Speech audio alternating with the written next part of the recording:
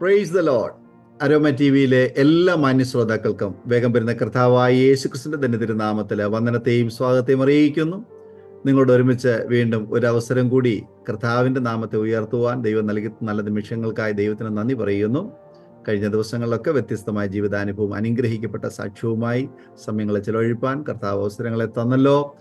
ആമേൻ. ഓരോ ദിവസവും വ്യത്യസ്തമായ ജീവിതാനുഭവമായിട്ടാണ് ഞങ്ങൾ നിങ്ങളോട് പോയിരിക്കുന്നത്. ഇന്ന് കർത്താവിന്റെ ദാസൻ പാസ്റ്റർ ഏബൽ വി വർഗീസ് ഛത്തീസ്ഗഡിൽ നിന്നും നമ്മോടൊപ്പം ജോയിൻ ചെയ്തിട്ടുണ്ട്.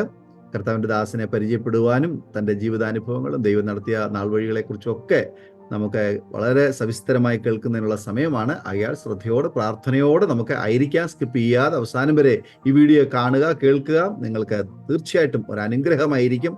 ആയാൽ നമുക്ക് പ്രാർത്ഥനയോടെ ആയിരിക്കാം. കർത്താവിന്റെ ദാസൻ പാസ്റ്റർ ഏബൽ വി വർഗീസ് അവരുടെ തികഞ്ഞ സ്നേഹത്തോടും ആദരവോടും കൂടി അരോമ ടി വിയിലെ പ്രേക്ഷകരോടൊപ്പം സമയം ചിലവഴിക്കുന്നതിന് ഞങ്ങൾ സ്വാഗതം ചെയ്തോളൂ. പ്രൈസ് ലോർഡ് പാസ്റ്ററെ. പാസ്റ്റർ, എന്തൊക്കെയുണ്ട് വിശേഷങ്ങൾ? ക്ഷേമമായിരിക്കുന്നോ? കർത്താവിന്റെ കൃപയാല് സന്തോഷമായിരിക്കുന്നു, ക്ഷേമമായിരിക്കുന്നു. ഓക്കെ പാസ്റ്ററെ, അരോമ ടി വിയിലെ പ്രേക്ഷകരോടൊപ്പം പരിചയപ്പെടുത്തുന്നത് ഞങ്ങൾക്ക് വളരെ സന്തോഷമുണ്ട്. ഒന്ന് പരിചയപ്പെടുത്താമോ? എവിടെ നിന്നാണ് ജോയിൻ ചെയ്തിരിക്കുന്നത്? വീട്ടിൽ ആരൊക്കെയുണ്ട്? പാസ്റ്റർ പറഞ്ഞ പോലെ എൻ്റെ പേര് നിങ്ങളെല്ലാവരും കേട്ട് കാണുമല്ലോ. പാസ്റ്റർ ഇൻട്രൊഡ്യൂസ് ചെയ്തതുപോലെ എൻ്റെ പേര് പാസ്റ്റർ ഏബിൾ വി വർഗീസ് എന്നാണ്. ഞാനിപ്പോൾ ജോയിൻ ചെയ്തിരിക്കുന്നത് ഛത്തീസ്ഗഡിൽ നിന്നാണ്. ഓക്കെ, വീട്ടിലാരൊക്കെയുണ്ട്? എൻ്റെ വീട്ടിലെ ഭാര്യ, 3 മക്കളെ, മൂത്ത മോൻ വിവാഹം കഴിച്ചതാണ്. ഓക്കെ, മക്കളൊക്കെ പഠിക്കുന്നോ അതോ? മൂത്ത മോൻ വിവാഹിതനാണ്, അവൻ അവൻ്റെതായ വർക്ക് ചെയ്യുന്നു. രണ്ടാമത്തെ മോന് കാനഡയിൽ പഠിക്കുന്നു. മൂന്നാമത്തെ മോന് ഇവിടെ ഞങ്ങളുടെ സ്കൂളിൽ പഠിക്കുന്നു. Okay okay. ഛത്തീസ്ഗഡിൽ എന്ത് ചെയ്യുന്നു ഭാഷ? ഛത്തീസ്ഗഡിലെ കർത്താവിന്റെ വേലയിലേക്ക് ആയിരിക്കുന്നു. ചർച്ച് മിനിസ്ട്രിയാണ് മെയിനായിട്ട് ചെയ്യുന്നത്. എങ്ങനെയൊക്കെ ഉണ്ട് അവിടുത്തെ മിനിസ്ട്രി? ഇവിടുത്തെ മിനിസ്ട്രി ഛത്തീസ്ഗഡിനെ കുറിച്ച് നിങ്ങൾ കേട്ടിട്ടുണ്ടായിരിക്കും. ഛത്തീസ്ഗഡിൽ ഞാൻ കാങ്കേർ എന്ന് പറഞ്ഞൊരു സ്ഥലത്താണ്, ഒരു ട്രൈബൽ മേഖലയിലാണ്. മിനിസ്ട്രി വളരെ എതിർപ്പുകളുടെ മധ്യത്തിലാണ് ഇവിടെ ഞങ്ങൾ കർത്താവിന്റെ വേല ചെയ്യുന്നത്. Okay okay. ആകട്ടെ, മുന്നോട്ട് വിശദാംശങ്ങളിലേക്ക് പോകുന്നതിന് മുൻപ് കർത്താവിന്റെ ദാസന്റെ മാതാപിതാക്കന്മാരെ കുറിച്ചും സഹോദരങ്ങളെ കുറിച്ചും ജനിച്ചു വളർന്ന നാടിനെ കുറിച്ചും കേരളത്തിൽ എവിടെയാണെന്നൊക്കെ ഉള്ള കാര്യം ഒന്ന് ചുരുക്കം വാചകങ്ങളൊന്ന് പറയാം. Okay okay. Thank you pastor, thank you. ഇങ്ങനെയൊരു നല്ല അവസരം നൽകുന്ന സ്വർഗത്തിലെ ദൈവത്തിന് ആദ്യമായി നന്ദി പറയുന്നു. അതുപോലെ തന്നെ ഈ പ്ലാറ്റ്ഫോം തന്ന കർത്താവിന്റെ ദാസനോടുമുള്ള നന്ദി പറയുന്നു. അതുപോലെ എൻ്റെ സകല പ്രേക്ഷകർക്കും യേശുവിൻ്റെ നാമത്തിൽ ഛത്തീസ്ഗഡിൽ നിന്നുള്ള സ്നേഹവന്ദനത്തെ അറിയിക്കുന്നു. എൻ്റെ ജീവിതാനുഭവങ്ങൾ നിങ്ങളുമായി പങ്കുവെക്കാൻ ലഭിച്ച ഈ നല്ല അവസരത്തിനായി ഞാൻ കർത്താവിനെ നന്ദി പറയുന്നു. എൻ്റെ തുടക്കം മുതൽ പറയുകയാണെങ്കിൽ കേരളത്തിൽ കോഴിക്കോട് എന്ന ജില്ലയിൽ കോടഞ്ചേരി പഞ്ചായത്തിൽ നെല്ലിപ്പൊയിൽ എന്ന മിമുട്ടി എന്ന സ്ഥലത്ത് ജനിച്ച് ഒരു പെന്തക്കോസ്ത് മാതാപിതാക്കളാൽ ജനിച്ച് വളർത്തപ്പെട്ടു. തികഞ്ഞ ഭയത്തോടും ഭക്തിയോടും കൂടെ മാതാപിതാക്കൾ ഞങ്ങളെ വളർത്തി. ചെറുപ്പം മുതലേ സൺഡേ സ്കൂളിൽ പോകുവാനും പഠിപ്പിക്കുവാനും ഒക്കെയും അവർ ഉത്സാഹിച്ചു. അതുപോലെ തന്നെ സഭയുടെ എല്ലാ കാര്യങ്ങളിലും വളരെ തീഷ്ണതയോടെ പങ്കുകൊള്ളുവാൻ മാതാപിതാക്കളെ ഞങ്ങളെ നല്ലവണ്ണം ഉത്സാഹിപ്പിച്ചു. അതിനെപ്പോഴും ഞാൻ എൻ്റെ മാതാപിതാക്കളെ ഓർത്ത് നന്ദിയുള്ളവനാണ്. കാരണം അവരറിഞ്ഞ സത്യത്തിൽ ഞങ്ങളെ വളർത്തുവാൻ അവർ വളരെ ജാഗ്രതരായിരുന്നു. അതുകൊണ്ട് എൻ്റെ കുട്ടിക്കാലം, ഞങ്ങളുടെ കുട്ടിക്കാലം എന്ന് പറയുന്നത് മറ്റുള്ള കാര്യങ്ങളിലൊന്നും ഇടപെടാതെ തികഞ്ഞും സഭയും സഭയുടെ കാര്യങ്ങളും സൺഡേ സ്കൂളായി പരസ്യയോഗമായി ഇങ്ങനെയുള്ള കാര്യങ്ങളിൽ ശ്രദ്ധ ചെലുത്തിക്കൊണ്ട് ഒരു കുട്ടിക്കാലം ഒരു സ്കൂൾ സമയമൊക്കെയും ജീവിക്കുവാൻ കർത്താവ് ഞങ്ങളെ സഹായിച്ചു. അതിനെപ്പോഴും ഞാൻ എൻ്റെ മാതാപിതാക്കളോട് കടപ്പെട്ടതാണ്. അവരോടുള്ള നന്ദിയെ ഈ തരുണത്തിൽ ഞാൻ അറിയിക്കുകയാണ്. കാരണം ഞങ്ങളെ വളരെ കൃത്യനിഷ്ഠയോടും വചനത്തിൽ അധിഷ്ഠിതമായ ജീവിതം നയിക്കാൻ വേണ്ടി ഞങ്ങൾക്ക് നല്ലൊരു ശിക്ഷണം തന്നു. അത് ഞാൻ വളരെ എടുത്തു പറയാൻ ഞാൻ ആഗ്രഹിക്കുകയാണ് ഈ തരുണത്തിൽ. കാരണം അതിന് ഞാൻ വീണ്ടും എൻ്റെ മാതാപിതാക്കൾക്കായി നന്ദി പറയുന്നു ഈ കാരണത്തിൽ. അതുകൊണ്ട് എൻ്റെ കുട്ടിക്കാലം 10ാം ക്ലാസ് വരെയും അങ്ങനെ ഒരു ജീവിതമാണ് നയിച്ചത്. എൻ്റെ കുട്ടിക്കാലത്തെ ഓർമ്മകളും അനുഭവങ്ങളൊക്കെ പറയാനുണ്ടെങ്കിൽ എനിക്ക് എൻ്റെ മനസ്സിൽ ഇപ്പോഴും വരുന്ന ഒരു കാര്യം സൺഡേ സ്കൂളിന് പോകുന്നതും, അതുപോലെ ടാലൻറ്റ് പരിശോധനയ്ക്ക് പോകുന്നതും, അതുപോലെ യൂത്ത് മീറ്റിങ്ങുകൾക്ക് പോകുന്നതും ആ ഒരു ഇതാണ്. പിന്നെ ഞാൻ 9, 10 ക്ലാസ്സുകളിൽ പഠിക്കുമ്പോഴും ആ സമയത്ത് ഞങ്ങൾക്കവിടെ ഉണ്ടായിരുന്ന ഒരു ദൈവദാസൻ പരസ്യയോഗം. ഞങ്ങളായിരിക്കുന്ന സ്ഥലം മലമ്പ്രദേശമാണ്. മലകളൊക്കെയും കയറി ഇറങ്ങി ബാറ്ററികളൊക്കെയും ചുമന്ന് മൈക്ക് സെറ്റുമൊക്കെ ചുമന്ന് പാസ്റ്റർ കൂടെ പരസ്യയോഗത്തിന് പോകുന്ന ആ ഒരു രംഗമാണ് എനിക്ക് എൻ്റെ കുട്ടിക്കാലത്തെക്കുറിച്ച് ഓർക്കുമ്പോൾ ഓർമ്മ വരുന്നത്. അതുപോലെ തന്നെ രാത്രി യോഗങ്ങളിൽ പോകുമ്പോൾ അന്നൊന്നും ഇന്നത്തെ പോലെ വെളിച്ചത്തിന് സൗകര്യങ്ങളൊന്നുമില്ല. എനിക്കറിയത്തില്ല നിങ്ങളൊക്കെ അത് പറഞ്ഞാൽ മനസ്സിലാകുമോ എന്ന്. ചൂട്ട് കത്തിച്ചും ഓടക്കുഴലിനകത്ത് മണ്ണെണ്ണ നിറച്ച് അതുകൊണ്ടുള്ള വെട്ടം ഉപയോഗിച്ചുമൊക്കെയാണ് രാത്രികളിൽ ഞങ്ങൾ മീറ്റിംഗ് കഴിഞ്ഞൊക്കെ പോയിരുന്നത്. ആ ഓർമ്മകളൊക്കെ ഇന്നൊരു വെറും ഓർമ്മകൾ മാത്രമാണ്. ഇന്നത്തെ കാലത്തെ യുവജനങ്ങൾക്ക്, പിള്ളേർക്ക് അതൊക്കെ പറഞ്ഞാൽ അതൊക്കെ അവർക്കൊരു സ്വപ്നം മാത്രമാണെന്നാണ് ഓർക്കുന്നത്. പലപ്പോഴും അതൊക്കെ ഓർക്കാറുണ്ട്. ആ ഒരു സാഹചര്യം പലപ്പോഴും ഒരു സന്തോഷം നൽകുന്ന ഒരു സാഹചര്യമാണ്. അങ്ങനെ എൻ്റെ 10ാം ക്ലാസ്സിൻ്റെ പഠനത്തിന് ശേഷം ഞാൻ ബൈബിൾ സ്കൂളിലേക്ക് കടന്നുപോയി. ഞാൻ ബൈബിൾ സ്കൂളിൽ പഠിച്ചത് UP-യിൽ ബനാറസ് എന്ന സ്ഥലത്താണ് ഞാൻ പഠിച്ചത്. കർത്താവിൻ്റെ വേല ചെയ്യണമെന്ന് ഒരു ആഗ്രഹം ചെറുപ്പം മുതലേ ഉണ്ടായിരുന്നു. എന്നാൽ കുടുംബത്തിൻ്റെ ജീവിത സാഹചര്യങ്ങൾ അതിനനുകൂലമല്ലായിരുന്നു. കാരണം എൻ്റെ ജ്യേഷ്ഠന് നേരത്തെ തന്നെ സുശേഷകൾക്ക് വേണ്ടി സമർപ്പിച്ചു. ബൈബിൾ സ്കൂളിൽ പോയി ജ്യേഷ്ഠന്. പിന്നെ കുടുംബത്തിനൊരു അത്താണി ആകണം എന്നുള്ള ഒരു ആഗ്രഹത്തോടെയും ഉദ്ദേശത്തോടു കൂടിയും ഇങ്ങനെ 10ാം ക്ലാസ് പഠനം കഴിഞ്ഞിരിക്കുമ്പോഴാണ് സഭയിലെ ഒരു സിസ്റ്റർ മുഖാന്തരം എനിക്ക് ബൈബിൾ സ്കൂളിൽ പഠനത്തിന് എനിക്ക് സാഹചര്യം ലഭിച്ചത്. ഞാൻ ആ ബൈബിൾ സ്കൂളിൽ പോകുന്നത് തന്നെ ഒരു ജോലിയോടുള്ള ബന്ധത്തിൽ സുവിശേഷ വേല ചെയ്യണം എന്നുള്ളൊരു ഉദ്ദേശത്തോടു കൂടി ആയിരുന്നു. എനിക്ക് കിട്ടിയ ട്രെയിനിങ്ങും അങ്ങനെയായിരുന്നു. ബൈബിൾ സ്കൂൾ പഠനത്തിന് ശേഷം ഞാൻ ഛത്തീസ്ഗഡിൽ, ഇന്നത് ഛത്തീസ്ഗഡാണ്, പക്ഷെങ്കിൽ അന്ന് അത് മധ്യപ്രദേശ് ആയിരുന്നു. 1989 ധംതരി എന്ന് പറഞ്ഞ സ്ഥലത്ത് എൻ്റെ ഒരു അങ്കിളിൻ്റെ കൂടെ കടന്നു വരികയും അവിടെ ഒരു ജോലിയോടുള്ള ബന്ധത്തിൽ സുവിശേഷ വേല ചെയ്യാമെന്നുള്ള ഉദ്ദേശത്തോടു കൂടി അവിടെ കടന്നു വന്നു. ജോലി തുടങ്ങി 89 ഞാൻ വന്നു. 90 ഞാൻ അവിടെ ജോലി തുടങ്ങി ഒരു സ്കൂളിൽ ടീച്ചറായിട്ട്. അതിനോടുകൂടി സുവിശേഷ വേല ചെയ്യാമെന്ന്. എന്നാൽ ഞാൻ നിങ്ങളോട് എംഫസൈസ് ചെയ്ത് പറയാൻ ആഗ്രഹിക്കുന്നത്, ഞാൻ ഉദ്ദേശിച്ചതുപോലോ ദൈവം ഉദ്ദേശിച്ചതുപോലോ കർത്താവിൻ്റെ വേല ചെയ്യുവാൻ എനിക്ക് പറ്റിയില്ല. ആ ജോലിയോടുള്ള ബന്ധത്തിൽ ജോലി തിരക്കും അതിൻ്റെ ബാധ്യതകളും ഒക്കെയും കൊണ്ട്.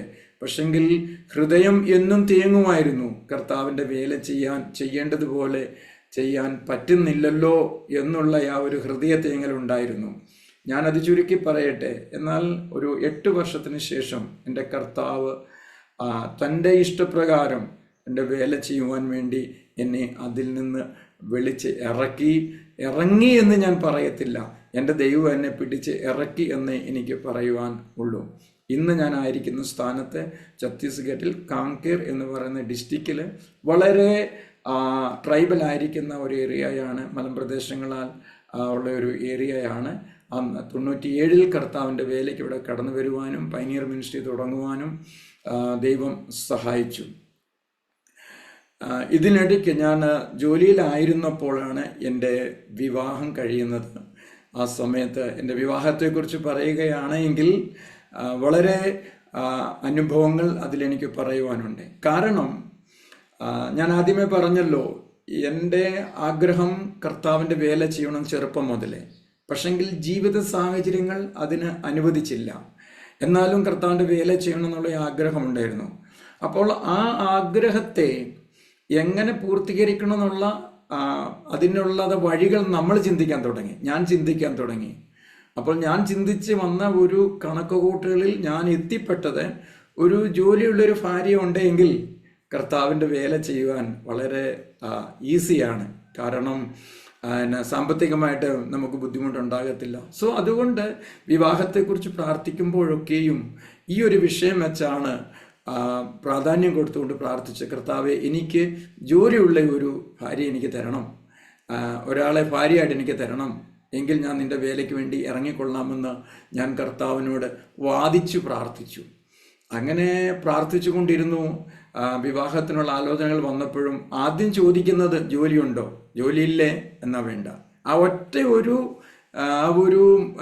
പോയിന്റിൻ്റെ മുന്നിൽ വേണ്ട എന്നുള്ളത് വെക്കും. അങ്ങനെ ഇപ്പം എൻ്റെ ഭാര്യയായിരിക്കും ജോയ്സിൻ്റെ ആലോചന വന്നു. ഞാൻ ആദ്യം അന്വേഷിച്ചു, ജോലിയുണ്ടോ, ഇല്ല, എന്നാ വേണ്ട എന്ന് പറഞ്ഞു. പക്ഷെങ്കിൽ ദൈവഹിതം ജീവിതത്തിൽ പൂർണ്ണമായി നിറവേറ്റപ്പെടണമെന്ന് ആഗ്രഹമുള്ളത് കൊണ്ട് അന്ന് വേണ്ട എന്ന് പറഞ്ഞെങ്കിലും കർത്താവിനോട് പ്രാർത്ഥിക്കാൻ തുടങ്ങി. വീണ്ടും, കർത്താവേ, ഞാൻ എൻ്റെ ഒരു ആഗ്രഹപ്രകാരം വേണ്ട എന്ന് പറഞ്ഞു, എന്നിരുന്നാലും നിന്റെ ഹിതം ഇത് തന്നെയാണെങ്കിൽ ആ പെൺകുട്ടിയുടെ കല്യാണം നടക്കരുതെന്ന്. പലപ്പോഴും ഞാൻ ഈ കാര്യത്തെക്കുറിച്ച് പറയാറുണ്ട്, ദൈവം ഏത് പ്രാർത്ഥനയാണ് കേൾക്കേണ്ടത്, നമ്മുടെ പ്രാർത്ഥനകൾ ഇങ്ങനെ തിരിഞ്ഞും മറിഞ്ഞൊക്കെ പോകുന്നു. പക്ഷെങ്കിൽ വീണ്ടും 1 വർഷത്തിന് ശേഷം അതേ ആലോചന തന്നെ മറ്റൊരാളിൽ കൂടെ വന്നു. അപ്പോൾ ഞാൻ വീണ്ടും ഇരുന്ന് ചിന്തിക്കാൻ തുടങ്ങി, ഒന്ന് മുന്നോട്ട് പോകാം. അങ്ങനെ മുന്നോട്ട് പോയി എൻ്റെ ഭാര്യയായിരിക്കുന്ന ജോയ്സുമായിട്ട് സംസാരിച്ചു കഴിഞ്ഞപ്പോൾ എനിക്ക് മനസ്സിലായി, എൻ്റെ ഹിതപ്രകാരമല്ല, എൻ്റെ ഇഷ്ടപ്രകാരമല്ല ദൈവം ചെയ്യാൻ പോകുന്നത്. ദൈവത്തിന് എന്തൊക്കെയോ വലിയവ ചെയ്യാനുണ്ട്. അതുകൊണ്ട് ഞാൻ അതിന് സമ്മതിച്ചു. വിവാഹത്തെക്കുറിച്ച് പറയുമ്പോൾ എനിക്ക് വീണ്ടും ഒരു കാര്യം കൂടെ പറയുവാനുള്ളത്, ഇന്ന് പലപ്പോഴും പലരും വിവാഹ ജീവിതത്തിലേക്കൊക്കെ അതിനുവേണ്ടി മുന്നോട്ട് പോകുമ്പോൾ ഒത്തിരി ആഗ്രഹങ്ങളും ഒത്തിരി കാര്യങ്ങളും മുന്നോട്ട് വെക്കുന്നു. എൻ്റെ ജീവിതത്തിലെ എൻ്റെ ജീവിതത്തിലെ ആകാൻ പോകുന്ന ഭാര്യയെക്കുറിച്ചുള്ള എൻ്റെ ഒരു നിഗമനം എന്ന് പറയുന്നത്, കാരണം ആദ്യം മുതലേ കർത്താവിൻ്റെ വേല ചെയ്യണമെന്ന് ആഗ്രഹം ഉള്ളത് കൊണ്ട് നല്ലവണ്ണം പാട്ട് പാടുന്ന ഒരാളായിരിക്കണം. അതിൻ്റെ പിന്നിലെ ഉദ്ദേശം എന്ന് പറയുന്നത്, പാട്ട് പാടുകയാണെങ്കിൽ ഞാൻ പ്രസംഗിക്കുമ്പോൾ കൂടെ നിന്ന് പാടിയാൽ നല്ലൊരു ചേർച്ചയായിരിക്കുമല്ലോ എന്നുള്ള ആ ഒരു ഉദ്ദേശത്തോടു കൂടിയാണ് ഞാൻ അങ്ങനെ ചിന്തിച്ചതും പ്രാർത്ഥിച്ചതും. പക്ഷെങ്കിൽ ആ ഒരു കാര്യവും കർത്താവ് എനിക്ക് അനുവദിച്ച് തന്നില്ല. പക്ഷെങ്കിൽ ഞങ്ങൾ തമ്മിൽ സംസാരിച്ചപ്പോൾ, ആദ്യം തന്നെ ഞങ്ങൾ സംസാരിച്ചപ്പോൾ ഞങ്ങൾക്ക് രണ്ടുപേർക്കും മനസ്സിലായി, ഞങ്ങളുടെ ഉദ്ദേശമല്ല കർത്താവിൻ്റെ ഉദ്ദേശമെന്ന്, ദൈവത്തിന് എന്തൊക്കെയോ വലിയവ ചെയ്യാനുണ്ടെന്ന്.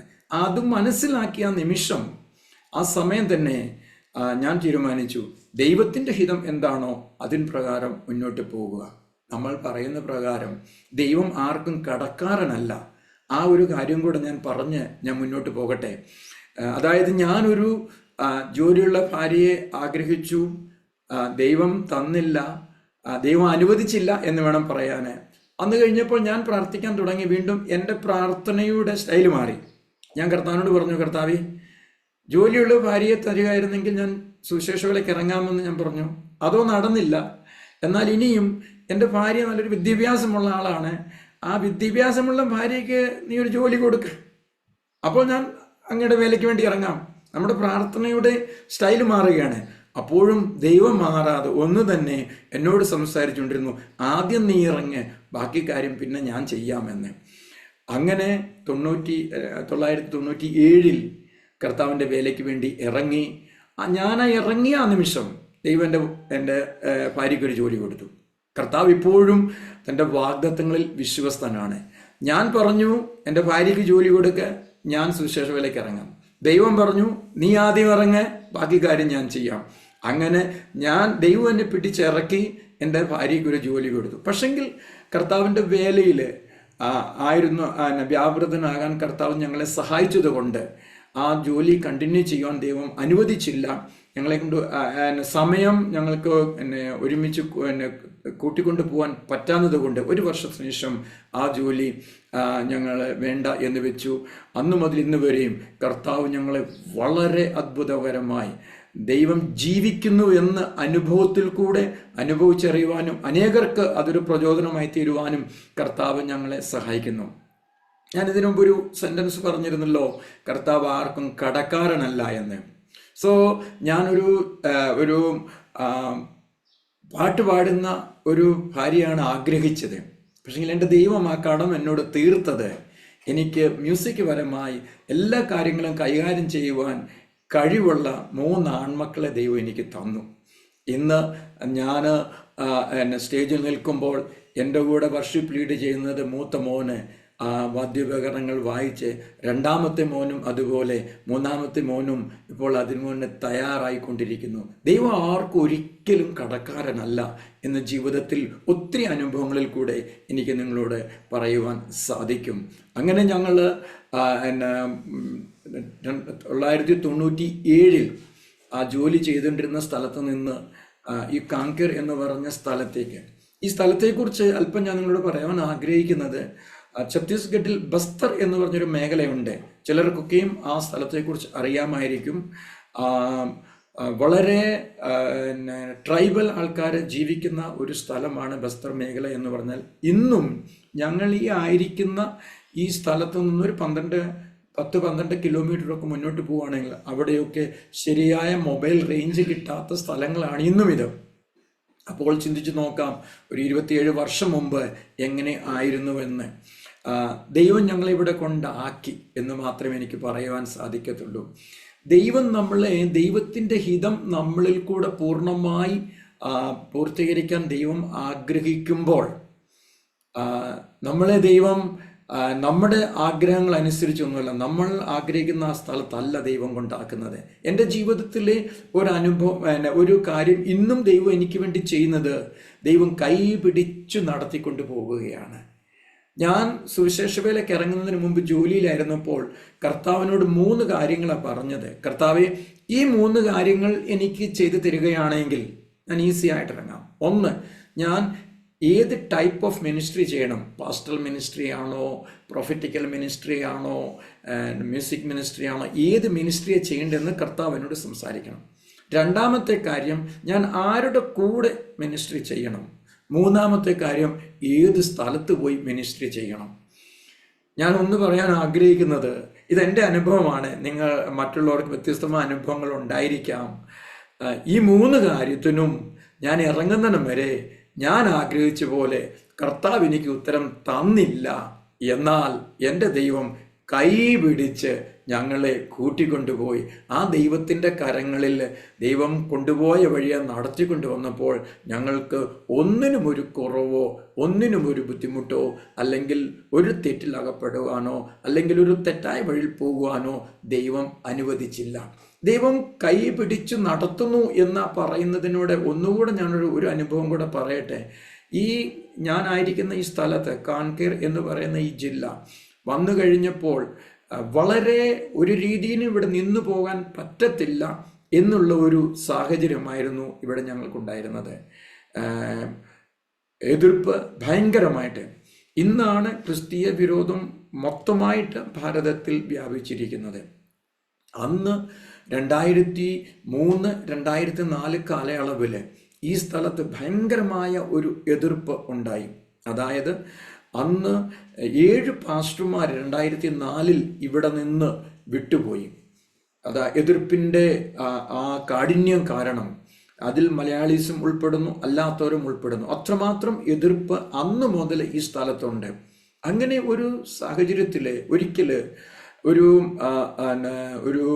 ഉത്സവം നടന്നുകൊണ്ടിരുന്നപ്പോൾ, ഇവിടെ ഞാനതിനെ ഇതിൽ കൂടുതൽ വ്യക്തമാക്കുവാൻ ആഗ്രഹിക്കുന്നില്ല, ഞങ്ങളുടെ ചർച്ചിൻ്റെ മുന്നിൽ വന്ന് അവർ ആ ഉത്സവത്തിൻ്റെ ഭയങ്കരമായിട്ട് അവരത് ആഘോഷിക്കുകയും അവരുടെ ഒരേ ഒരു ഉദ്ദേശമേ ഉള്ളായിരുന്നു, എങ്ങനെയെങ്കിലും എന്നെ ഇവിടെ നിന്ന് തുരത്തണം, ഞാൻ വെളിയിൽ ഇറങ്ങണം. പക്ഷെങ്കിൽ ഈ ഉത്സവം ഇവരിവിടെ നടന്നുകൊണ്ടിരുന്നപ്പോൾ അവർ ചർച്ചിൻ്റെ വെളിയിൽ വന്ന് അവരുടേതായ ജയ് വിളിക്കുകയും ഒക്കെയും ചെയ്തുകൊണ്ടിരുന്നപ്പോൾ ഒരു അരമണിക്കൂർ ഒരു 35-40 മിനിറ്റ് ഞാൻ ചർച്ചിനുള്ളിൽ ഇരുന്ന് ദൈവത്തോട് പ്രാർത്ഥിച്ചു. അന്നത്തെ എൻ്റെ പ്രാർത്ഥന എന്ന് പറഞ്ഞത് കർത്താവിനോടൊരു മല്ലുപിടിച്ചുള്ള പ്രാർത്ഥനയായിരുന്നു. ഞാൻ കർത്താവിനോട് ചോദിച്ചു, കർത്താവേ, ഇനിയും നിന്റെ ദാസന്മാര് ഉപദ്രവ്യം ഏറ്റിട്ട് വേണോ അങ്ങേക്ക് മഹത്വം എടുക്കാൻ? ചിലപ്പോൾ എൻ്റെ പ്രാർത്ഥന തെറ്റായിരുന്നായിരിക്കാം, ഒരു ഫൂളിഷ് പ്രയർ ആയിരുന്നായിരിക്കാം. ഞാൻ ഇങ്ങനെയൊക്കെ എൻ്റെ കർത്താവിനോട് പ്രാർത്ഥിക്കാറുള്ളത്. കാരണം 7-8 പാസ്റ്റർമാരെ ഈ സിറ്റിയിൽ നിന്ന് വിട്ടുപോയി എതിർപ്പ് കാരണം ഞങ്ങൾക്ക് 3-4 മാസമായി വെളിയിലിറങ്ങാൻ ബുദ്ധിമുട്ട്, പൈതങ്ങൾ സ്കൂളിൽ പോകുന്നത് പേടിച്ച്, അങ്ങനെ പലവരെയും ബുദ്ധിമുട്ട് നിന്നപ്പോൾ എന്നിട്ട് അടുത്തൊരു സെൻറ്റൻസോട് ഞാൻ കർത്താവിനോട് പ്രാർത്ഥിച്ചു പറഞ്ഞു, ഇനിയും ദൈവം പ്രവർത്തിക്കുന്നില്ല എങ്കിൽ 8ാമത്തെ പാസ്റ്റർ ഞാനായിരിക്കും ഈ കാങ്കർ വിട്ടു പോകുന്നത്. നമ്മുടെ ജീവിത സാഹചര്യങ്ങൾ ചിലപ്പോൾ നമ്മൾ പ്രാർത്ഥിക്കുമ്പോൾ, അങ്ങനെയൊക്കെ ദൈവത്തോട് സംസാരിക്കുമ്പോൾ സ്വർഗത്തിൽ ദൈവം പ്രവർത്തിക്കുവാൻ താമസിക്കത്തില്ല. ഞാൻ നിങ്ങളോട് വളരെ സംക്ഷിപ്തമായ ആ കാര്യത്തെക്കുറിച്ച് പറയട്ടെ.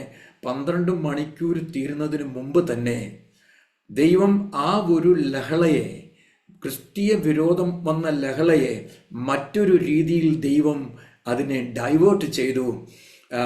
ഏകദേശം 150-ൽ കൂടുതൽ പേരെ, ആ ക്രിസ്തീയ വിരോധത്തിൽ നിന്നവരെ മറ്റൊരു വിഷയത്തിൻ്റെ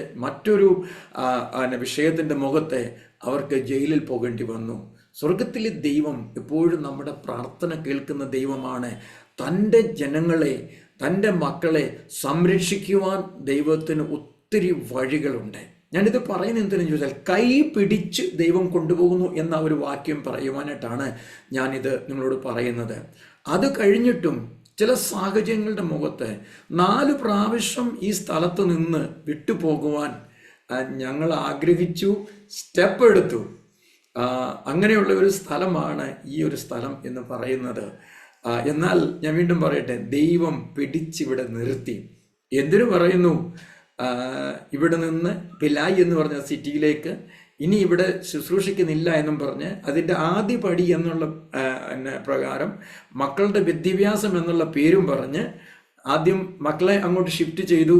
പിന്നെ ഞാനിവിടെ ഗ്രാജുവലി പോകാമെന്നുള്ള ഉദ്ദേശത്തോടെയാണ്.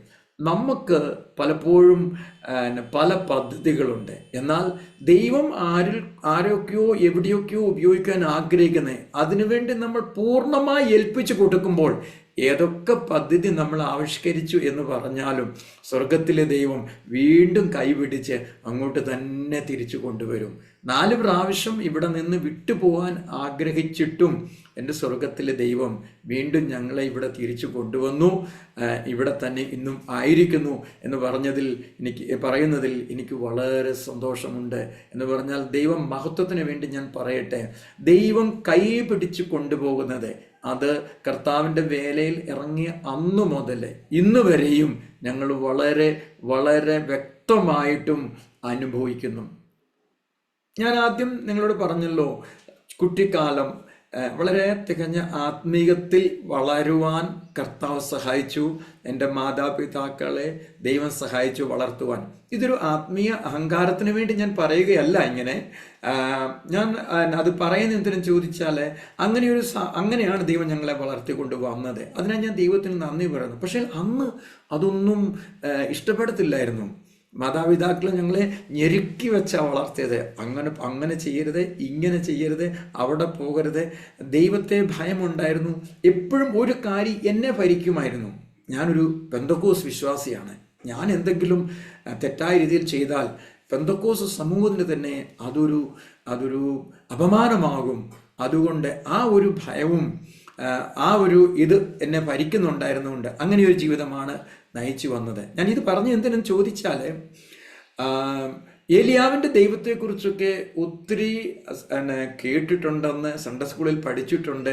പിന്നെ അന്നും ഈ ടാലൻറ്റ് പരിശോധനയ്ക്കൊക്കെ പ്രസംഗിക്കുമ്പോഴും വളരെ വീറോടെ അന്നും ഇതൊക്കെ പ്രസംഗിച്ചിട്ടുണ്ട്. പക്ഷെങ്കിൽ കർത്താവിൻ്റെ വേലയിൽ ഇറങ്ങിക്കഴിഞ്ഞാണ് ആ ഏലിയാവിൻ്റെ ദൈവത്തെ വ്യക്തിപരമായ ജീവിതത്തിൽ അനുഭവിച്ചറിയുവാൻ കർത്താവ് ഞങ്ങളെ സഹായിച്ചത്.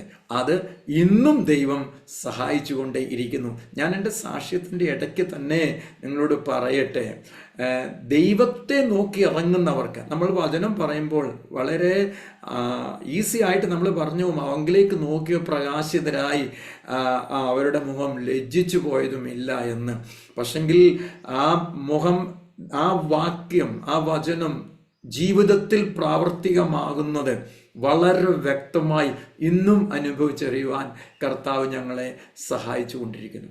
ഞങ്ങൾ ഇവിടെ വന്ന് കർത്താവിൻ്റെ വേല തുടങ്ങുമ്പോൾ ഒരു വിശ്വാസികൾ പോലുമില്ല. ഞാൻ 97 ഇവിടെ വരുമ്പോൾ, ഞാൻ അന്ന് ഗംദരി എന്ന് പറയുന്ന സ്ഥലത്ത് ഞാൻ ആരാധനയ്ക്ക് പോയിക്കൊണ്ടിരിക്കുന്ന ആ സഭയുടെ ഒരു ബ്രാഞ്ച് ചർച്ച ആയിരുന്നു. ഒരു പുതിയ പൈനിയർ മിനിസ്ട്രി ഇവിടെ തുടങ്ങുകയായിരുന്നു. അതുകൊണ്ടാണ് ഞാനിവിടെ 1 വർഷം ഞാൻ ഇവിടെ വന്നുപോയി. എന്നാൽ ഞാൻ സുവിശേഷ വേലയ്ക്ക് ദൈവം എന്നെ വിളിച്ചിറക്കിയപ്പോൾ ഒരു പൂർണ്ണ സമയമായിട്ട് ഞാനിവിടെ കടന്നു വന്നു. അതിനു മുമ്പേയും ഈ സ്ഥലത്തുണ്ടായിരുന്ന ചിലരൊക്കെയും ഇവിടെ ഒരു കർത്താവിൻ്റെ വേലക്കാരൻ വരുവാൻ വേണ്ടി വളരെ ആത്മാർത്ഥതയോടെ ചിലരൊക്കെ പ്രാർത്ഥിച്ചു.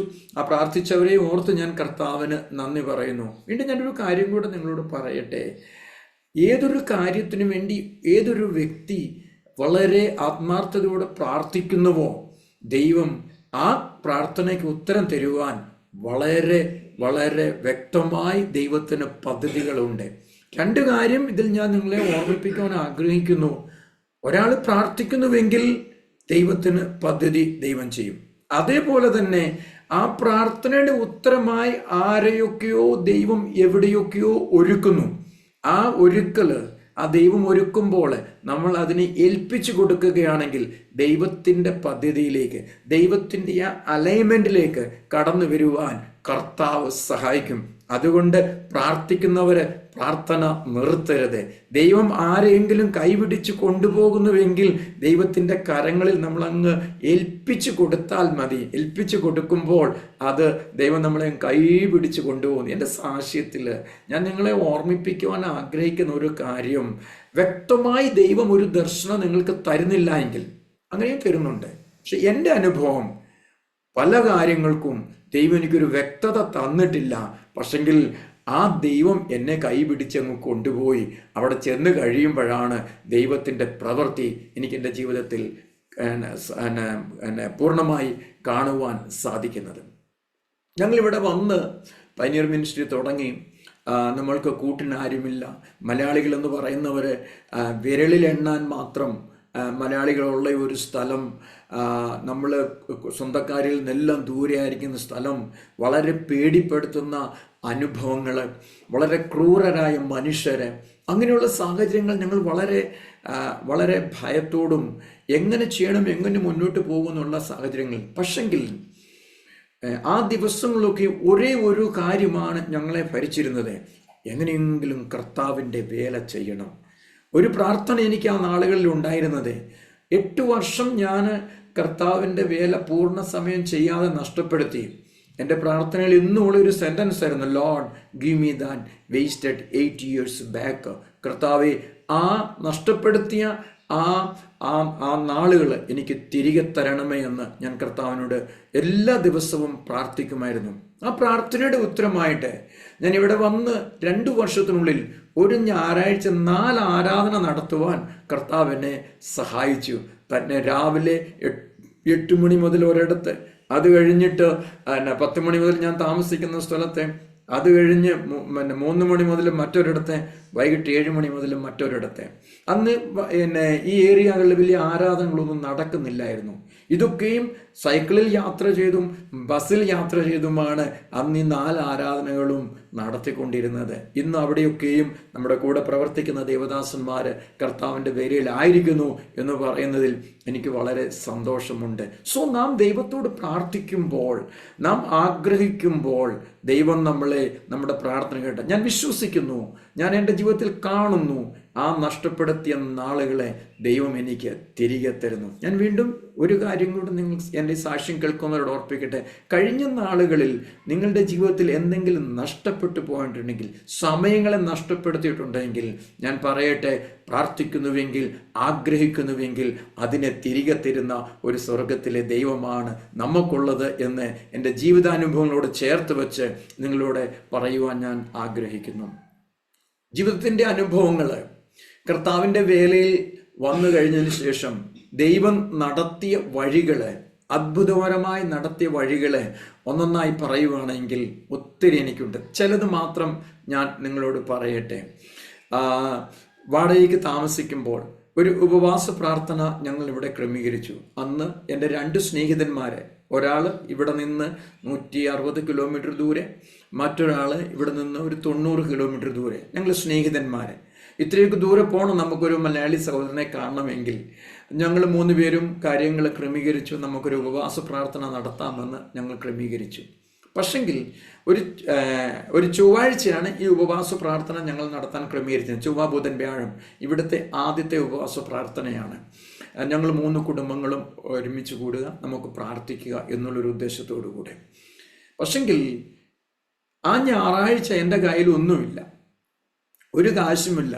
അതായത് അവർ തിങ്കളാഴ്ച വരും, ചൊവ്വാഴ്ച അവർക്ക് ഫുഡ് കൊടുക്കണം, ബുധനാഴ്ച മുതൽ ഉപവാസ പ്രാർത്ഥന. ആകെപ്പാടെ എൻ്റെ കയ്യിൽ അന്ന് സ്വത്രാഴ്ച കിട്ടിയത് 20 രൂപയാണ്. ദശാംശം മാറ്റി കഴിഞ്ഞിട്ട് എന്ത് ചെയ്യണമെന്നറിയത്തില്ല. ഞാൻ വളരെ ഓപ്പണായിട്ട് അങ്ങ് പറയട്ടെ, ഞാൻ പോയിട്ട് 15 രൂപയ്ക്ക് മീൻ വാങ്ങിക്കൊണ്ട് പോന്നു. ഒരു നേരത്തെ ഫുഡെങ്കിലും അവർക്ക് കൊടുക്കാമല്ലോ എന്ന് വിചാരിച്ചു. അന്ന് വൈകിട്ട്, ഞായറാഴ്ച വൈകിട്ട് ഞാൻ ഒരു വീട്ടിൽ പ്രാർത്ഥിക്കാൻ പോയപ്പോൾ തിരിച്ചു വന്നേച്ചപ്പോഴോ വൈഫ് എന്നോട് പറഞ്ഞു, 2 പേര് വന്നിട്ടുണ്ട്. അവർ ക്രിസ്തീയ കുടുംബത്തിൽ ജനിച്ച് വളർന്നവരാണ്, അവർ നമ്മളുമായിട്ട് പരിചയമില്ലാത്തവരാണ്. അവർ വന്നു, അവർ പറഞ്ഞു അവരുടെ ആങ്ങള എന്നെ മഞ്ഞപ്പിത്തമായിട്ട് കിടക്കുകയാണ്, അവന് വേണ്ടി പ്രാർത്ഥിക്കണമെന്ന് പറഞ്ഞു. ഓക്കെ, പ്രാർത്ഥിക്കാമെന്ന് പറഞ്ഞു. അപ്പോൾ ഞങ്ങളുടെ ആരാധന നടക്കുന്ന മുറിയിലേക്ക് ആ സഹോദരി പോയി മുട്ടുകുത്തി പ്രാർത്ഥിച്ചിറങ്ങി വന്നേച്ച് ഒരു കവർ എൻ്റെ കയ്യിലൂടെ തന്നേച്ച് പറഞ്ഞു, പാസ്റ്ററെ, ഞാൻ എൻ്റെ മൂത്ത മോളെ കർത്താവിന് വേണ്ടി സമർപ്പിച്ചു. അപ്പോൾ വചനത്തിൽ കണ്ടു ആ സമർപ്പണം നടക്കുമ്പോൾ എന്തെങ്കിലും ഒരു കാഴ്ചയുമായിട്ട് വേണം ചെല്ലണം എന്നുള്ളത്. അപ്പോൾ ആ മോളെ കർത്താവിന് വേണ്ടി സമർപ്പിച്ചപ്പോൾ അതിനുള്ള ഒരു കാഴ്ചയാണ് ഇത്. കർത്താവിന് വേണ്ടി അർപ്പിക്കുന്ന ഒരു കവർ എൻ്റെ കയ്യിൽ തന്നു. അവരെ പ്രാർത്ഥിച്ച് വിട്ടു. അത് കഴിഞ്ഞ് ആ കവർ തുറന്ന് നോക്കിയപ്പോൾ 1000 രൂപ ആ കവറിലുണ്ടായിരുന്നു. അന്ന് 1000 രൂപ കിട്ടുക എന്ന് പറഞ്ഞാൽ ഇന്നൊരു 1 ലക്ഷം രൂപ കിട്ടുന്ന ഒരു പ്രതീതിയായിരുന്നു. ഞാൻ പറയുവാൻ ആഗ്രഹിക്കുന്നത്, തുടക്കം മുതലേ തന്നെ ഞങ്ങളുടെ ഓരോ ആവശ്യങ്ങളിലും ഇപ്രകാരമാണ് ദൈവം നടത്തിക്കൊണ്ടിരുന്നത്. അടുത്ത ഒരു സാക്ഷ്യം കൂടെ ദൈവത്തിൻ്റെ പ്രവൃത്തികളെക്കുറിച്ച് പറയുകയാണെങ്കിൽ, അന്ന് ഞാൻ പറഞ്ഞ പോലെ 4 ആരാധന നടത്തിക്കൊണ്ടിരിക്കുന്ന സമയമാണ്. ഒരു ആരാധന എനിക്ക് ഇവിടുന്ന് പോകണമെങ്കിൽ ഏകദേശം 40 കിലോമീറ്റർ പോകണം, 2 വണ്ടി കയറി ഇറങ്ങിപ്പോകണം, പിന്നെ ഒരു 3-4 കിലോമീറ്റർ നടക്കണം. അന്ന് എനിക്ക് തിരിച്ചു വരാൻ പറ്റത്തില്ല.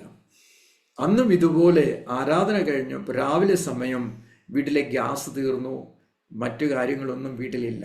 അപ്പോൾ അന്ന് ഏകദേശം ഒരു 4-5 കുടുംബം സഭയിൽ വരുന്നുണ്ട്. അപ്പോൾ അവർക്കറിയാം ഞാനിത് ആരാധന കഴിഞ്ഞ് മറ്റൊരു സ്ഥലത്ത് ആരാധന നടത്താൻ പോകുന്നുവെന്ന്. ആ സഹോദരി എന്നെ കിച്ചണിൽ കയറി നോക്കിയപ്പോൾ ഇതുപോലെ ഭക്ഷണമൊന്നും ഉണ്ടാക്കിയിട്ടില്ല. അപ്പോൾ എന്നാ പറ്റി? ജോയ്സ് പറഞ്ഞു ഗ്യാസ് തീർന്നു പോയി. അപ്പോൾ ആ സഹോദരി പറഞ്ഞു, ഇനിയിപ്പോൾ ഗ്യാസ് വാങ്ങിക്കൊണ്ട് വന്നിട്ട് ഭക്ഷണം ഉണ്ടാക്കി കഴിഞ്ഞു, പാസ്റ്റർ പിന്നെ എപ്പോഴാണ് പോകുന്നത്? അപ്പോൾ ഞങ്ങളുടെ വീട്ടിൽ ഭക്ഷണം കഴിക്കാമെന്ന് പറഞ്ഞ് അവരുടെ വീട്ടിലേക്ക് ഭക്ഷണം കഴിക്കാൻ പോയി. അവിടുന്ന് തിരിച്ചു വരുമ്പോൾ, സൈക്കിളിൽ ഞങ്ങൾ തിരിച്ചു വരുമ്പോൾ ഞാൻ എൻ്റെ വൈഫിനോട് പറഞ്ഞു, ഞാൻ ഇന്ന് അവിടെ ആരാധനയ്ക്ക് പോകുന്നില്ല. കാരണം ഇന്ന് പോയി കഴിഞ്ഞാൽ വണ്ടിക്കൂലി കൊടുക്കണം. അതിനിടയ്ക്ക് പറയട്ടെ, അന്ന് കിട്ടിയത് 60 രൂപ സ്വത്രാഴ്ചയാണ്. 6 രൂപ ദശാംശം മാറ്റി പിന്നുള്ളത് 54 രൂപയാണ്. ഞാൻ ഭാര്യയോട് പറഞ്ഞു, ഈ പൈസ കൊണ്ട് എന്തെങ്കിലും 1 കിലോ അരിയും 1 കിലോ ആട്ടയും എന്തെങ്കിലുമൊക്കെ വാങ്ങാം, ഒരു നേരമെങ്കിലും നമുക്ക് 2 നേരമെങ്കിലും ഭക്ഷണം കഴിക്കാമല്ലോ എന്ന് പറഞ്ഞു. പക്ഷെങ്കിൽ ആ സൈക്കിളിൻ്റെ പുറകിലിരുന്ന് എൻ്റെ ഭാര്യ എന്നോട് പറഞ്ഞു, കർത്താവിൻ്റെ വേല ആദ്യം നടക്കട്ടെ എന്ന്. ആ ഒരു വാക്കിൽ എനിക്കൊരു ഭയങ്കര എനർജിയും കിട്ടി. ഞാൻ വീട്ടിൽ വന്നു, സൈക്കിൾ വെച്ചു, ബാഗ് എടുത്തു, ഞാൻ പോയി അവിടെ ആരാധന നടത്തി. അന്ന് അവിടെ താമസിക്കുന്നു. അന്ന് അവർ വൈകിട്ട് എനിക്ക് ഫുഡ് തന്നപ്പോൾ എനിക്ക് കഴിക്കാൻ പറ്റുന്നില്ല. കാരണം എന്തെന്ന് ചോദിച്ചാൽ വീട്ടിൽ എന്തുണ്ട് എന്നുള്ള ഒരു ചിന്ത എന്നെ ഭരിക്കാൻ തുടങ്ങി. മൂത്ത മോനും ഭാര്യയുമുണ്ട്, അവരൊക്കെ എന്തു കഴിക്കും എന്നുള്ളൊരു ചിന്ത എന്നെ ഭരിക്കാൻ തുടങ്ങി. ഇന്നത്തെ പോലെ അന്ന് ഫോണൊന്നും ഇല്ലല്ലോ, വിവരം അറിയിക്കാൻ പറ്റത്തില്ലല്ലോ. ഇന്നാണെങ്കിൽ ഉടനെ വിളിച്ചു ചോദിക്കും, നിനക്ക് എന്തെങ്കിലും കഴിക്കാനുണ്ടോ, എന്തുവാ. അന്ന് അതൊന്നും ഇല്ലാത്തത് കൊണ്ട് പ്രാർത്ഥിച്ചു, കിടന്നുറങ്ങി. രാവിലെ ഞാൻ അവിടുന്ന് തിരിച്ച് 10:30-11 മണിയായി വീട്ടിലെത്തിയപ്പോൾ എൻ്റെ മുന്നിൽ ഇഡ്ഡലിയും സാമ്പാറും. ഞാൻ ചോദിച്ചു, ഇതെവിടുന്ന്? അന്നേരം പറഞ്ഞു, തൊട്ടടുത്തൊരു ക്രിസ്ത്യാനി സിസ്റ്റർ താമസിക്കുന്നുണ്ട്, ഇവിടുത്തുകാരാണ്. അവർ ഇഡ്ഡലിയും സാമ്പാറും ഉണ്ടാക്കിയപ്പോൾ ഇവർ കേരളത്തുകാരാണല്ലോ, അവർക്ക് ഇതൊക്കെ ഇഷ്ടമാണല്ലോ, എന്നാൽ കൊടുത്തേക്കാന്നും പറഞ്ഞ് അവർ 2 പ്ലേറ്റ് ഇഡ്ഡലിയും സാമ്പാറും കൊണ്ടു തന്നു. അത് ബ്രേക്ക്ഫാസ്റ്റിനായി. അപ്പോൾ നോക്കുമ്പോൾ അതിൻ്റെ കൂടെ 200 രൂപയുണ്ട്. അന്നൊരു ഗ്യാസ് സിലിണ്ടറിന് 200 രൂപയാണ്. അപ്പോൾ ആ ഒരു കാര്യം സാധിച്ചു. നമുക്ക് വെള്ളമെങ്കിലും അന്നത്തി കുടിക്കാമല്ലോ എന്ന് പറഞ്ഞ് ഞാൻ ആ ബ്രേക്ക്ഫാസ്റ്റ് കഴിച്ച് ഞാൻ സിലിണ്ടർ വാങ്ങാൻ പോയി. സിലിണ്ടർ വാങ്ങിക്കഴിഞ്ഞ് വന്നു കഴിഞ്ഞപ്പോൾ പറഞ്ഞ് പോസ്റ്റ്മാനുണ്ട്, ഒരു മണി ഓർഡർ ഉണ്ട്. എവിടുന്നാ? ബോംബെന്നാ. ചിന്തിച്ചിട്ടെങ്ങും ഈ ബോംബെയിൽ നിന്ന് ആരും ഞങ്ങൾക്ക് മണി ഓർഡർ അയക്കാൻ ഒന്നൊരു പിടിയും കിട്ടുന്നില്ല. ഞാൻ പെട്ടെന്ന് തിരിച്ച് പോസ്റ്റ് ഓഫീസിൽ ചെന്നു. അവിടെ ചെന്ന് മണി ഓർഡർ വാങ്ങി. അത് 500 രൂപ ഉണ്ടായിരുന്നു. അത് വീട്ടിൽ കൊണ്ടുവന്ന് അതിൻ്റെ ഫ്രം അഡ്രസ്സ് നോക്കിയപ്പോൾ കണ്ടത് എൻ്റെ ഭാര്യയുടെ ഒരു പഴയ കൂട്ടുകാരി, നാട്ടിൽ പഠിച്ചുകൊണ്ടിരുന്നപ്പോൾ ഒരു കൂട്ടുകാരി. ആ കൂട്ടുകാരി അന്ന് ബന്ധോക്കോസിലായിരുന്നു, എൻ്റെ ഭാര്യ യാക്കോബയിലായിരുന്നു.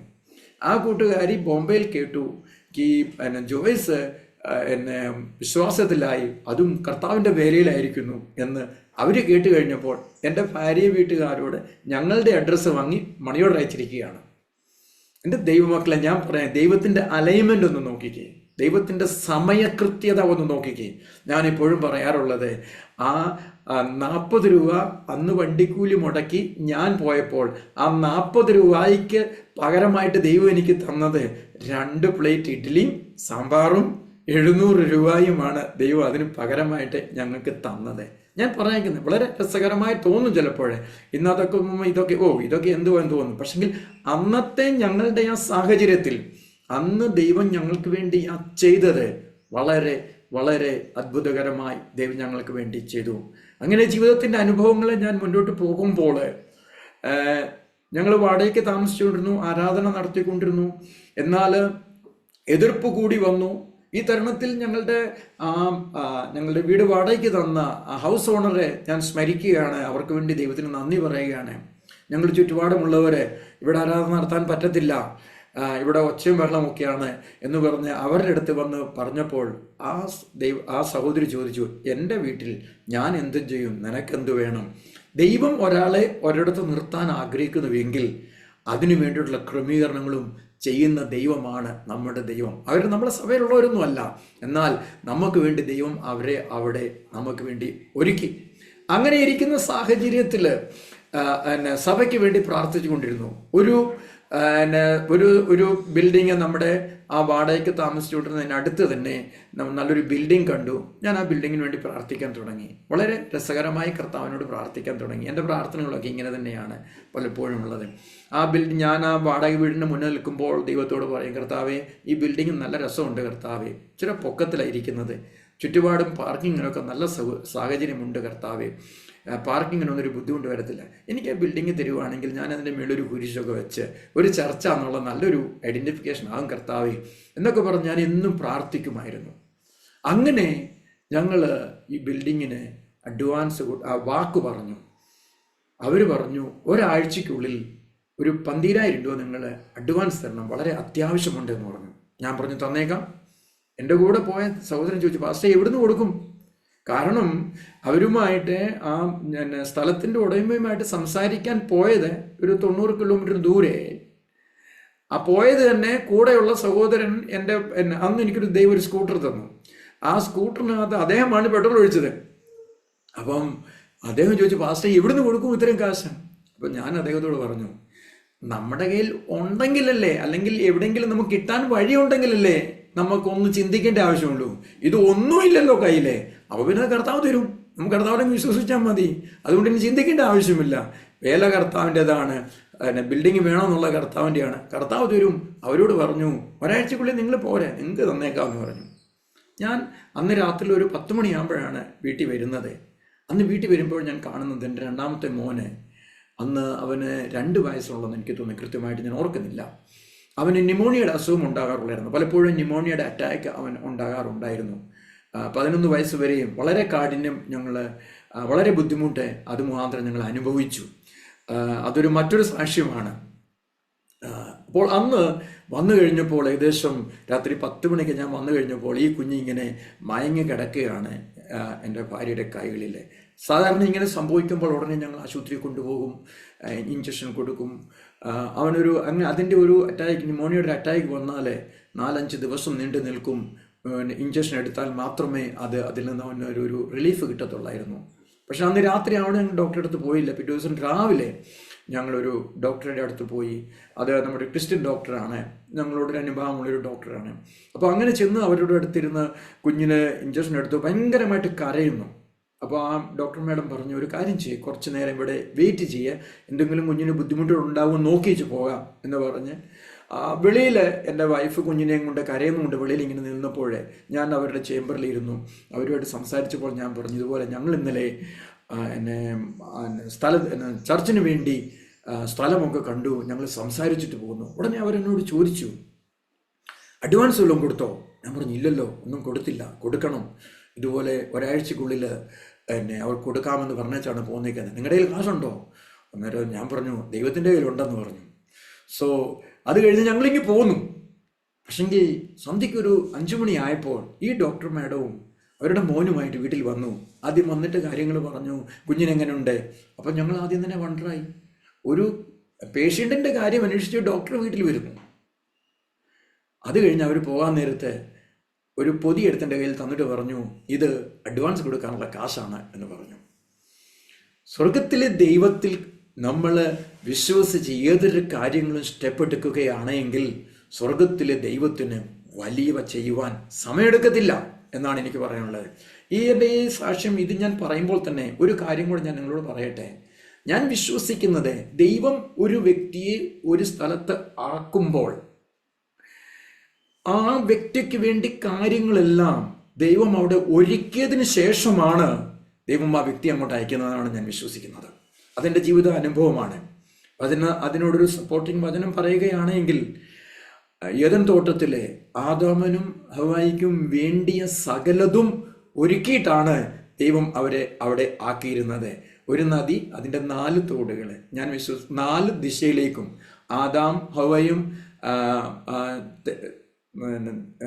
നോർത്ത് സൈഡിൽ ചെന്നിട്ട് അവർക്ക് ദാഹിക്കുമ്പോൾ അവർക്ക് സൗത്ത് സൈഡിലേക്ക് വെള്ളം കുടിക്കാൻ വരേണ്ട ആവശ്യമില്ലായിരുന്നു. അവിടെ തന്നെ ദൈവം ഒരുക്കിയിരുന്നു എന്ന് പറഞ്ഞതുപോലെ ആരെയെങ്കിലും ദൈവം എവിടെയെങ്കിലും ആക്കുന്നുവെങ്കിൽ അവർക്ക് സമയത്തിന് വേണ്ടിയതെല്ലാം ദൈവം അവിടെ ഒരുക്കും. സോ അങ്ങനെ ഞങ്ങൾ സഭയുടേതായ ബിൽഡിങ്ങിന് അഡ്വാൻസ് കൊടുത്തു.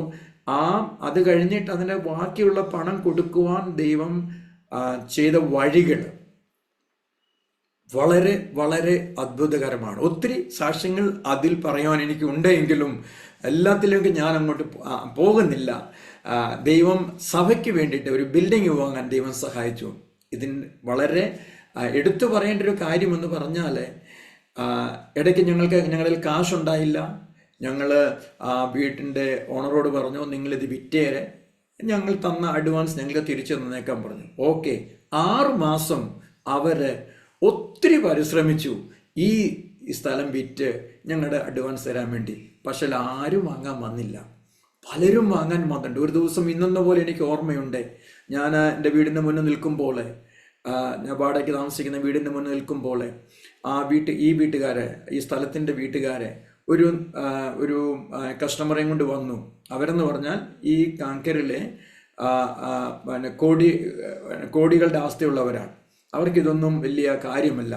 അവർ വന്ന് സ്ഥലം നോക്കുന്ന കണ്ടപ്പോൾ എനിക്ക് തോന്നി കൈവിട്ടു പോയത്. അന്നുണ്ടായൊരു ഫീലിങ്, അന്നുണ്ടായൊരു ഇത് എൻ്റെ ഒക്കത്ത് നിന്ന്, എൻ്റെ മാറിൽ നിന്ന് എൻ്റെ കൊച്ചിനെ ആരോ വലിച്ചെടുത്ത് പോകുന്ന പോലുള്ള ഒരു ഫീലിംഗ് ആയിരുന്നു. അവിടെ നിന്ന് കർത്താവിനോട് പ്രാർത്ഥിച്ചു. അധികമൊന്നും പ്രാർത്ഥിച്ചില്ല, എൻ്റെ കർത്താവേ എന്നൊരു നിലവിളി മാത്രമായിരുന്നു. എന്നാൽ എൻ്റെ ദൈവം അനുവദിച്ചില്ല അതിനൊന്നും. ആ സ്ഥലം തന്നെയാണ് ഇന്ന് ഞങ്ങളുടെ കയ്യിൽ ഇരിക്കുന്നത്. ഇന്ന് ഞങ്ങൾക്ക് മനോഹരമായ ഒരു ആലയം ഈ സ്ഥലത്ത് ഉണ്ട്. ഞാൻ പറയുവാൻ ആഗ്രഹിച്ചെന്തെന്ന് പറഞ്ഞാൽ, ദൈവം നിങ്ങൾക്ക് വേണ്ടി ഒന്ന് ഒരുക്കി വെച്ചിരിക്കുന്നുവെങ്കിൽ, എൻ്റെ അനുഭവമാണ്, ദൈവം എനിക്ക് വേണ്ടി ഒരുക്കി വച്ചിരുന്നത് അത് ആരൊക്കെ എന്തൊക്കെ എങ്ങനെയൊക്കെ ശ്രമിച്ചെന്ന് പറഞ്ഞാലും അത് വിട്ടുപോകത്തില്ല. നമുക്ക് വേണ്ടി തന്നെ ദൈവം തരും. ഒത്തിരി കാര്യങ്ങൾ ഇത് വാങ്ങാതിരിക്കാൻ വേണ്ടി അകത്തു നിന്നുള്ളവർ ശ്രമിച്ചു, വെളിയിൽ നിന്നുള്ളവർ ശ്രമിച്ചു, ഇവിടെ ഒരു ആലയം ഉണ്ടാകാതിരിക്കാൻ വേണ്ടി ഇതിൻ്റെ ചുറ്റുപാടുമുള്ളവർ ശ്രമിച്ചു, പൈസ ലഭിക്കാതെ സാഹചര്യങ്ങൾ ഉണ്ടായി. എന്നാൽ അതിനെയൊക്കെയും തരണം ചെയ്ത് സ്വർഗത്തിലെ ദൈവം നമുക്ക് വേണ്ടി ഒരുക്കിയത് നമുക്ക് തന്നെ തരും. അതും മറ്റൊരാളുടെ അടുത്ത് പോകത്തില്ല എന്നെനിക്ക് വീണ്ടും പറയട്ടെ. ഒരു വചനത്തിൽ കൂടി ഇതിനെ ഒന്ന് ഓർപ്പിക്കട്ടെ. ഏലിയാവിന് അപ്പവും ഇറച്ചിയും കൊണ്ടു കൊടുക്കുവാൻ ദൈവം ഏൽപ്പിച്ച കാക്കയ്ക്ക് അഡ്രസ്സ് തെറ്റത്തില്ല. ഏലിയാവ് ഒളിച്ചിരിക്കുകയാണെങ്കിലും അവിടെ തന്നെ കൃത്യമായി തന്നെ ചെല്ലും എന്ന് എൻ്റെ ജീവിതാനുഭവത്തിൽ കൂടെ എനിക്ക് നിങ്ങളോട് വീണ്ടും പറയുവാനുള്ളത്. നിങ്ങൾ എവിടെ ഒളിച്ചിരിക്കുന്നു, കർത്താവ് പറയുന്നിടത്ത് ഇരിക്കുകയാണെങ്കിൽ കൃത്യമായിട്ട് കാക്ക വന്നിരിക്കും. അതിന് യാതൊരു സംശയവും ഇല്ല. പിന്നെ ഈ ബിൽഡിംഗ് പണി എന്നുള്ളതായി ഞങ്ങളുടെ അടുത്ത ഒരു കീറാമുട്ടി. കാരണം പല രീതിയിലാണ് സ്ഥലത്തിന് കാശ് കൊടുത്തത്. ഒരേ ഒരു ആയുധമേ എനിക്കറിയത്തുള്ളായിരുന്നു, ദൈവസന്നിധിയിൽ ഇരുന്ന് കരയുക. അത് ലഭിച്ചത് അമ്മയിൽ നിന്നും വല്യമ്മച്ചിയിൽ നിന്നുമാണ്. സാഹചര്യങ്ങളുടെ മുഖത്തിരുന്ന് ദൈവസന്നിധിയിൽ ഇരുന്ന് കരയുക, ഉപവസിക്കുക, പ്രാർത്ഥിക്കുക. സഭയിൽ ഉപവാസ പ്രാർത്ഥന നടന്നുകൊണ്ടിരുന്നു. 2002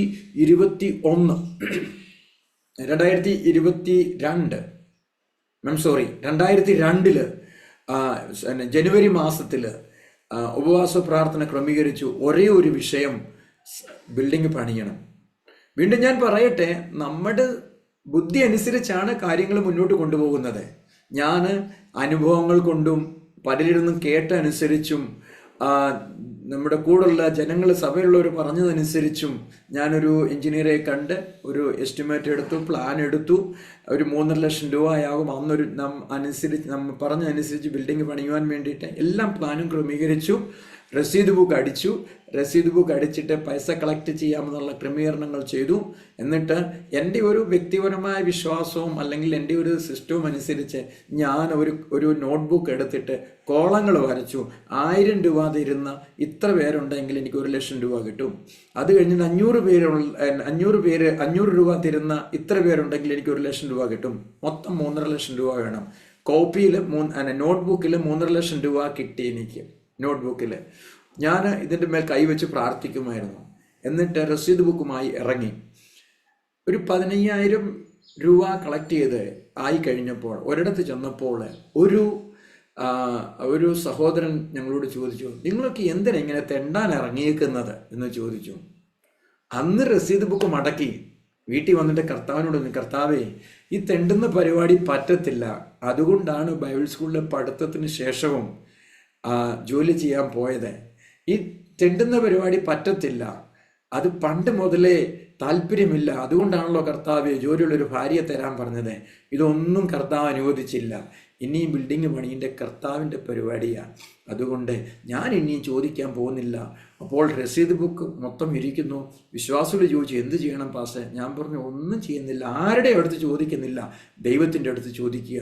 20 ദിവസത്തെ ഞങ്ങളുടെ ജനുവരിയിലെ ഉപവാസ പ്രാർത്ഥന നടന്നുകൊണ്ടിരുന്നപ്പോൾ എന്നും പ്രാർത്ഥിക്കുക, ദൈവം സഹായിക്കും, ദൈവം സഹായിക്കും, പുതിയ ബിൽഡിങ്. അപ്പോൾ അന്ന് ഇതിനകത്തൊരു പഴയ ബിൽഡിംഗ് ഉണ്ടായിരുന്നു ഞങ്ങൾ വാങ്ങുന്ന ആ സ്ഥലത്ത്. ഉപവാസ പ്രാർത്ഥനയുടെ 17 ദിവസം വരെ ഈ പുതിയ ബിൽഡിംഗ് എന്നുള്ള ആ കോൺസെപ്റ്റ് വെച്ച് പ്രാർത്ഥിച്ചു കൊണ്ടിരുന്നു. പക്ഷെ 18ാമത്തെ ദിവസം ദൈവം എന്നോട് സംസാരിച്ചു, എടാ മോനെ, നീ ഇപ്പം പുതിയ ബിൽഡിംഗ് ഒന്നും ഉണ്ടാക്കണ്ട. കാരണം ഇത്രയും കാശ് മുടക്കി ഈ സ്ഥലം വാങ്ങിയപ്പോൾ തന്നെ ചുറ്റുപാടും ഉള്ളവർക്ക് നീ ഒരു നോട്ടപ്പുള്ളിയാണ്. അപ്പോൾ ഒരു പുതിയ ബിൽഡിംഗ് കൂടെ ഉണ്ടാക്കുകയാണെങ്കിൽ ബുദ്ധിമുട്ടായിത്തീരും. അതുകൊണ്ടൊരു കാര്യം ചെയ്യുക, പഴയ ബിൽഡിങ്ങിനെ ഒന്ന് റിപ്പയർ ചെയ്ത് അവിടെ ആരാധന തുടങ്ങുക, നിങ്ങളുടെ താമസം തുടങ്ങുക, ബാക്കി മുന്നോട്ട് നോക്കാം. ദൈവം അത് പറഞ്ഞു കഴിഞ്ഞപ്പോൾ ഞാൻ കഴിഞ്ഞ 17 ദിവസം സഭയിൽ പറഞ്ഞ് വിശ്വാസികൾ കൊണ്ട് പ്രാർത്ഥിപ്പിച്ചതിനെ തിരിച്ച് ഞാൻ പറഞ്ഞു 18ാമത്തെ ദിവസം ഉപവാസ പ്രാർത്ഥനയിൽ, എൻ്റെ ദൈവം എന്നോട് ഇങ്ങനെയാണ് സംസാരിക്കുന്നത്. അപ്പം വിശ്വാസികൾ ഒന്നടങ്കം പറഞ്ഞു, പാസ്റ്ററോട് ദൈവം സംസാരിച്ചെങ്കിൽ ഞങ്ങളും കൂടെയുണ്ട്, അങ്ങനെ തന്നെ മുന്നോട്ട് പോകാം. അങ്ങനെ ഞങ്ങൾ വീണ്ടും 20 ദിവസത്തെ ഉപവാസ പ്രാർത്ഥന കഴിഞ്ഞു. ഒരാഴ്ച ഞങ്ങൾ റെസ്റ്റ് എടുത്തു. അത് കഴിഞ്ഞിട്ട് അന്ന് 10,000 രൂപ കയ്യിലുണ്ട് ഞങ്ങളുടെ കയ്യിൽ. ഞങ്ങൾ വിശ്വാസികളെല്ലാം കൂടി ആ പഴയ ബിൽഡിംഗ് ഒരു ഭാഗം ഇടിച്ചു. എന്നിട്ടൊരു കോൺട്രാക്ടറെ വിളിച്ച് പണി ഏൽപ്പിച്ചു. 2 മാസത്തിനുള്ളിൽ 1,4 ലക്ഷം രൂപയുടെ പണി നടന്നു. ഒരു പൈസയ്ക്കും ആരോടും എങ്ങും ചോദിക്കേണ്ട ആവശ്യം വന്നില്ല. സ്വർഗത്തിലെ ദൈവം പ്രവർത്തിക്കുന്ന ദൈവമാണെന്ന് അവിടെയും ദൈവം ഞങ്ങൾക്ക് അനുഭവിച്ചറിയാൻ സാധിച്ചു. വ്യക്തിപരമായ ജീവിതത്തിൽ അനുഭവിച്ചറിയാൻ സാധിച്ചു. അതുപോലെ തന്നെ സഭയുടെ കാര്യങ്ങൾക്കും അനുഭവിച്ചറിയാൻ കർത്താവ് സഹായിച്ചു. അപ്പോൾ കോൺട്രാക്ടറെ കൊണ്ടുവന്ന് ഈ ബിൽഡിംഗ് കാണിച്ചപ്പോൾ കോൺട്രാക്ടർ പറഞ്ഞു, പാസ്റ്ററെ ഇതിലൊന്ന് റിപ്പയർ ചെയ്ത് ചെയ്യുകയാണെങ്കിൽ ഇത് ഇടിഞ്ഞു വീഴും, തൊക്കത്തില്ലെന്ന് പറഞ്ഞു. ഞാൻ പറഞ്ഞു, എൻ്റെ ദൈവം എന്നോട് പറഞ്ഞു ഇത് റിപ്പയർ ചെയ്ത് മുന്നോട്ട് പോകാനാ, ബാക്കി കാര്യം ദൈവം നോക്കിക്കോളൂ എന്ന് പറഞ്ഞു. ആ ബിൽഡിങ്ങിൽ ഞങ്ങൾ 5 വർഷം ആരാധിച്ചു. ഒരു ഇഷ്ടിക പോലും ഇളകിപ്പോയില്ല. ദൈവം പറഞ്ഞത് ചെയ്യുകയാണെങ്കിൽ അതിൻ്റെ ഉറപ്പ് ദൈവത്തിൻ്റെ കൈകളിൽ ആണ്. ദൈവം പറഞ്ഞത് ചെയ്യുമ്പോൾ ദൈവം വളരെ അത്ഭുതകരമായി നമ്മൾക്ക് വേണ്ടി പ്രവർത്തിക്കുന്ന ഒരു സ്വർഗത്തിലെ ദൈവമാണ് നമുക്കുള്ളതെന്ന് അനുഭവത്തിൽ കൂടെ എനിക്ക് നിങ്ങളോട് വീണ്ടും പറയുവാൻ സാധിക്കുന്നു. വ്യക്തിപരമായ അനുഭവം മാത്രമല്ല, സഭയുടെ അനുഭവം മാത്രമല്ല, ജീവിതത്തിൽ ഒത്തിരി ഏത് മേഖലകളിലാണെങ്കിലും കർത്താവിൽ ആശ്രയിക്കുന്നുവെങ്കിൽ ദൈവം പ്രവർത്തിക്കുക തന്നെ ചെയ്യും. ആ പഴയ ബിൽഡിങ്ങിൽ ഞങ്ങൾ ആരാധിച്ചുകൊണ്ടിരുന്നപ്പോൾ ഞാൻ നിങ്ങളോട് പറഞ്ഞല്ലോ 2004 എതിർപ്പ് വളരെ പൊട്ടിപ്പുറപ്പെട്ടു എന്ന്. അന്ന് ഒരു ദിവസം ഈ എതിർപ്പ് നടന്നുകൊണ്ടിരുന്നപ്പോൾ ഒരു സഹോദരനെ മദ്യപിച്ചതിന് ശേഷം സഭയിൽ കടന്നു വന്നു, ചർച്ചിൽ കടന്നു വന്നു. തൻ്റെ കയ്യിൽ ഒരു മാരകായുധം ഉണ്ടായിരുന്നു. വന്നിട്ട് സഭയിലെ കസരകളെല്ലാം എടുത്തെറിഞ്ഞു. ആരാധന നടക്കുമ്പോഴല്ല, ഞങ്ങൾ താമസിക്കുന്നതും അവിടെ തന്നെയായിരുന്നു. അങ്ങനെ വന്ന് എന്നെ ആ മാരകായുധം കാണിച്ച് എന്നെ തടഞ്ഞു നിർത്തി പൈസ ചോദിച്ചു. അല്ലെങ്കിൽ നീ ഇവിടെ നിന്ന് ഇറങ്ങിപ്പോണമെന്ന് പറഞ്ഞു. ഉടനെ എൻ്റെ ഭാര്യ അകത്ത് ഒരു ബന്ധപ്പെട്ട ഒരു ഓഫീസറെ ഫോൺ ചെയ്തു. ഈ ഫോൺ ചെയ്ത് സംസാരിക്കുന്ന കേട്ടോണ്ട് തന്നെ ഇവൻ ഇറങ്ങി ഓടിയിട്ട് പറഞ്ഞു, ഇന്ന് നിന്നെ വിടുക, ഞാൻ വീണ്ടും വരുമെന്ന് പറഞ്ഞു. പക്ഷെങ്കിൽ സ്വർഗത്തിലെ ദൈവം അന്ന് ഒരു പോലീസ് ഓഫീസറെ നമുക്ക് അനുകൂലമാക്കി നിർത്തി. അന്ന് തന്നെ അതിനൊരു പരിഹാരം സ്വർഗത്തിലെ ദൈവം ഞങ്ങൾക്ക് വേണ്ടി ചെയ്തു. അന്ന് മുതൽ ചർച്ചിൻ്റെ മുന്നിൽ കൂടെ എന്നും രാത്രിയിൽ പെട്രോളിംഗ് പാർട്ടി, പോലീസ് ജീപ്പ് എന്നും രാത്രിയിൽ പെട്രോളിംഗ് നടത്താൻ വേണ്ടി ഒരു സംവിധാനവും അന്ന് ഇവിടെ ഉണ്ടാക്കിയ പോലീസ് ഓഫീസറെ. കാരണം നമ്മളുടെ നിർബല അവസ്ഥകളിൽ അന്നൊക്കെ ഞാൻ നിങ്ങളോട് പറഞ്ഞല്ലോ, പേടിച്ചായിരുന്നു ഞങ്ങൾ ഇവിടെ കഴിഞ്ഞുകൊണ്ടിരുന്നത്. എപ്പോഴെന്ത് സംഭവിക്കുന്നു. എന്നാൽ സ്വർഗത്തിലെ ദൈവം ഒരു പോലീസ് പ്രൊട്ടക്ഷന് എന്നും രാത്രിയിൽ ഞങ്ങളുടെ ചർച്ചിൻ്റെ മുന്നിൽ കൂടെ പോകുന്ന രീതിയിൽ ഒരു ക്രമീകരണവും ദൈവം ചെയ്തു. ഞാൻ വീണ്ടും നിങ്ങളോട് പറയട്ടെ, നമ്മുടെ നിർബല അവസ്ഥകളിൽ, നമ്മുടെ ജീവിതത്തിൻ്റെ എല്ലാ മേഖലകളിലും നമ്മളെ ബലപ്പെടുത്തുവാൻ സ്വർഗത്തിലെ ദൈവത്തിന് പദ്ധതിയുണ്ട്. അത് എന്തുകൊണ്ടെന്ന് ചോദിച്ചാൽ, ദൈവം ആക്കിയിരിക്കുന്നിടത്ത് നമ്മൾ ആകുമ്പോഴാണ് ദൈവത്തിൻ്റെ പ്രൊവിഷൻ നമ്മൾ അറിയാതെ തന്നെ നമുക്ക് കാണുവാൻ സാധിക്കുന്നത്. അതുകൊണ്ട് ദൈവം ആക്കിയിരിക്കുന്നിടത്ത് നമുക്ക് ആയിരിക്കാം. ബാക്കി കാര്യങ്ങളൊക്കെ നമുക്ക് സ്വർഗത്തിലെ ദൈവം നമുക്ക് വേണ്ടി പ്രവർത്തിക്കുന്ന സ്വർഗത്തിലെ ദൈവമാണ്. ഞാൻ നിങ്ങളോട് പറഞ്ഞല്ലോ, എൻ്റെ 2ാമത്തെ മോൻ്റെ അസുഖത്തെക്കുറിച്ച്. പല പ്രാവശ്യം ഒരു 3 മാസത്തിൽ ഒരിക്കൽ അവനൊരു അറ്റാക്ക് ഉണ്ടാവും. ഇതുപോലെ ഒരു ഒക്ടോബർ മാസത്തിൽ 3 ദിവസത്തെ മീറ്റിംഗ് നടക്കുകയാണ്. മീറ്റിംഗ് കഴിഞ്ഞ് ഞങ്ങൾ വരുമ്പോൾ കുഞ്ഞിങ്ങനെ തളർന്ന് കിടക്കുകയാണ്. അന്ന് കർത്താവിനോട് പറഞ്ഞു, കർത്താവേ, മരുന്ന് ചെയ്ത് മടുത്തു, ഇന്നിനിയും ഇവനെ ആശുപത്രിയിൽ കൊണ്ടുപോകുന്നില്ല, എടുക്കണമെങ്കിൽ അങ്ങ് എടുത്തു, ഒരു കുഴപ്പവുമില്ല. പക്ഷെ ഇങ്ങനെ കഷ്ടപ്പെട്ട് ഇങ്ങനെ ബുദ്ധിമുട്ടി ജീവിക്കാൻ പറ്റത്തില്ല. കാരണം ആ കുഞ്ഞിൻ്റെ ബുദ്ധിമുട്ട് സഹിക്കാൻ വയ്യാത്തത് കൊണ്ടാണ്. ന്യൂമോണിയയുടെ ഒരു അറ്റാക്ക് വന്നു കഴിയുമ്പോൾ ശ്വാസമെടുക്കാൻ ബുദ്ധിമുട്ട്, ഈ തൊണ്ടയൊക്കെ അങ്ങ് കൊഴിഞ്ഞ് വല്ലാത്തൊരവസ്ഥയിൽ കണ്ടു നിൽക്കാൻ പറ്റത്തില്ലാത്തൊരവസ്ഥ. എന്നാൽ സ്വർഗത്തിലെ ദൈവം അന്ന് ഒരു മരുന്നും കൂടാതെ അവനെ സൗഖ്യമാക്കി എന്ന് പറയുന്നതിൽ എനിക്ക് ഒത്തിരി സന്തോഷമുണ്ട്. അന്ന് കർത്താവിൻ്റെ കരങ്ങൾ ഏൽപ്പിച്ചു, കർത്താവേ, ഇന്ന് ആശുപത്രിയിൽ പോകുന്നില്ല, അങ്ങ് എന്ത് ചെയ്യണേ ചെയ്തു, ഞങ്ങൾക്ക് അത് സമ്മതമാ. അന്ന് രാത്രി കർത്താവ് സൗഖ്യമാക്കി. നാം നമ്മുടെ ദൈവകരങ്ങളിലേക്ക് അങ്ങ് കൊടുത്തു കഴിയുമ്പോൾ, ഏൽപ്പിച്ചു കഴിയുമ്പോൾ, പിന്നെ സ്വർഗത്തിലെ ദൈവം അങ്ങ് ഏറ്റെടുക്കുകയാണ്.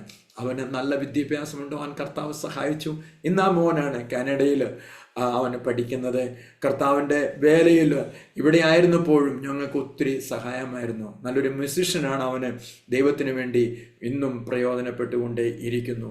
അസുഖങ്ങളെക്കുറിച്ച്, രോഗങ്ങളെക്കുറിച്ച് പറയുകയാണ് എങ്കിൽ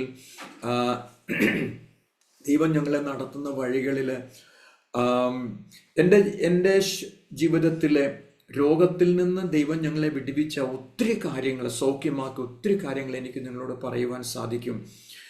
ഒരു സമയത്ത് 3 മാസത്തിനുള്ളിൽ 6 പ്രാവശ്യം എനിക്ക് മലേറിയ പിടിപെട്ടു.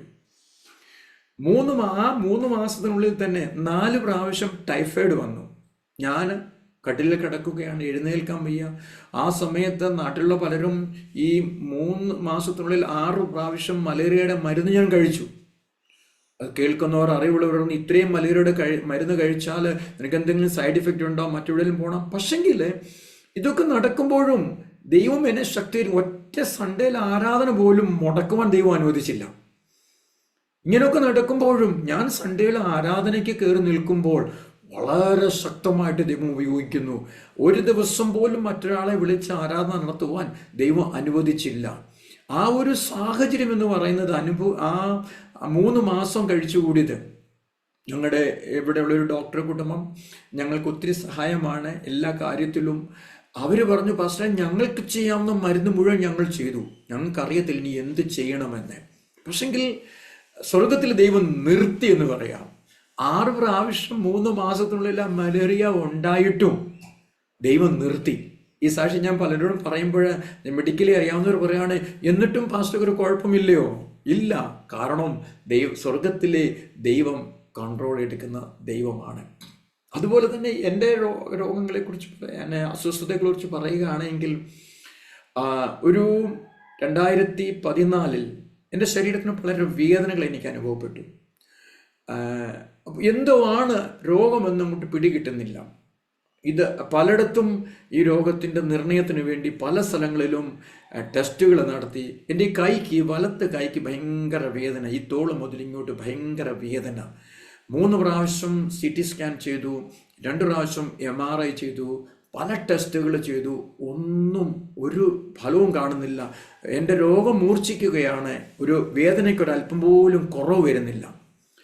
ഈ കൈ എനിക്ക് ഇതിൽ കൂടുതൽ എനിക്ക് പൊങ്ങാൻ പറ്റത്തില്ലായിരുന്നു. ഞാൻ എന്നാലും വീണ്ടും പറയട്ടെ, സൺഡേ ആരാധന കറയത്തില്ലായിരുന്നു, ഒറ്റ മീറ്റിങ്ങുകൾ നിർത്തത്തില്ലായിരുന്നു. എൻ്റെ കൈ ഇങ്ങനെ ഞാനിട്ട് തൂക്കിയിട്ടായിരുന്നു ആരാധന നടത്തുന്നത്, വലത്തെ കൈയ്യ്. പക്ഷെങ്കിൽ ഒരിക്കലൊരു ഇവിടുന്ന് മറ്റൊരു സ്ഥലത്ത് ഒരു ക്രിസ്ത്യൻ ഡോക്ടറെ കാണാൻ ചെന്നു. ഒരു ടെസ്റ്റും നടത്താതെ അദ്ദേഹം എന്നോട് പറഞ്ഞു, this is nothing but tuberculosis. ഈ സ്റ്റെനോക്ലവിക്കൽ ജോയിന്റിന് എനിക്കൊരു ഇൻഫെക്ഷൻ ഉണ്ടായിരുന്നു. കർത്താവിൻ്റെ കൃപയാൽ ദൈവം അതിൽ നിന്ന് എന്നെ സൗഖ്യമാക്കി എന്ന് പറയുമ്പോൾ 18 മാസം ഈ കൈ കൊണ്ട് എനിക്ക് ഒന്നും ചെയ്യാൻ പറ്റത്തില്ലായിരുന്നു. ഈ കൈ കൊണ്ട് എനിക്ക് ഭക്ഷണം കഴിക്കാൻ പറ്റത്തില്ലായിരുന്നു. ഇടത്തെ കൈ കൊണ്ട് സ്പൂൺ കൊണ്ടായിരുന്നു ഞാൻ ഭക്ഷണം കഴിച്ചുകൊണ്ടിരുന്നത്. അന്ന് പലരും പറഞ്ഞു, ഇനിയും പാസ്റ്റർക്ക് കൈ കൊണ്ടൊന്നും ചെയ്യാൻ പറ്റത്തില്ല. എൻ്റെ ഏറ്റവും ഇളയ മോൻ അന്ന് 1 വയസ്സുണ്ട്. അവൻ ഭക്ഷണം കഴിക്കാൻ തുടങ്ങുന്ന സമയമാണ്, 1-1.5 വയസ്സ്. അവൻ ഭക്ഷണം കഴിക്കാൻ തുടങ്ങിയത് ഇടത്ത് കൈ കൊണ്ട് സ്പൂണും കൊണ്ടാണ് അവൻ ഭക്ഷണം കഴിക്കാൻ തുടങ്ങിയത്. കാരണം ഞാൻ ചെയ്യുന്നത് അവനത് കാണുന്നു. പക്ഷേ ആ ദൈവം ഇന്നെൻ്റെ കൈ ഉയർത്തി ദൈവത്തെ ആരാധിക്കുവാനും ദൈവത്തെ മഹത്വപ്പെടുത്തുവാനും എൻ്റെ ദൈവം എന്നെ സഹായിച്ചു. ദൈവം നമുക്ക് വേണ്ടി ക്രമീകരിക്കുന്ന ചില ക്രമീകരണങ്ങൾ. 18 മാസം എനിക്ക് മരുന്ന് ചെയ്യേണ്ടി വന്നു. ആ മരുന്നിന് എനിക്ക് 1 പൈസ പോലും മുടങ്ങേണ്ടി വന്നില്ല. ഒരു ഡോക്ടർ ആ മുഴുവൻ മരുന്ന് സ്പോൺസർ ചെയ്തു. ഇവിടെ തന്നെയുള്ളത്, ഈ സ്ഥലത്ത് തന്നെയുള്ളത്. നമ്മളെ അങ്ങനെ രോഗങ്ങളിൽ കൂടെ കടന്നു പോവാൻ സ്വർഗത്തിലെ ദൈവം അനുവദിക്കും. പക്ഷെങ്കിൽ അതിൽ നമ്മളെ ദൈവം കാക്കും. വീഴുവാൻ തക്കവണ്ണം ശത്രുവായവൻ തള്ളിയെങ്കിലും തളടിയാകുവാൻ അനുവദിക്കത്തില്ല. ഞാൻ വിശ്വസിക്കുന്നത്, മനുഷ്യൻ താങ്ങുന്നുവെങ്കിൽ വീഴുമ്പോൾ അയ്യോ വീഴുന്നു എന്ന് പറഞ്ഞ് മനുഷ്യൻ താങ്ങാൻ വരികയാണ്, നമ്മളെ ഒന്ന് പിടിക്കാൻ വരികയാണ്. എന്നാൽ സ്വർഗത്തിലെ ദൈവം താങ്ങുന്നത് എങ്ങനെയാണെന്ന് ചോദിച്ചാൽ, നമ്മൾ വീഴുന്നതിന് മുമ്പ് നമ്മുടെ കരങ്ങളിൽ, തൻ്റെ കരങ്ങൾ നമ്മളുടെ താഴെ ദൈവം നേരത്തെ തന്നെ വെച്ചിരിക്കുകയാണ്. നമ്മൾ വീണ് നമുക്കൊരു ബുദ്ധിമുട്ട് ഉണ്ടാകാതിരിക്കാൻ വേണ്ടിയിട്ട്.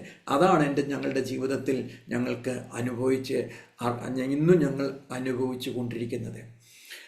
എൻ്റെ ഈ അസുഖം തുടങ്ങുന്നതിന് മുമ്പ് ഞങ്ങൾക്കൊരു ഒരു ഭയാനകമായ ഒരു കാർ ആക്സിഡൻ്റ് ഉണ്ടായി.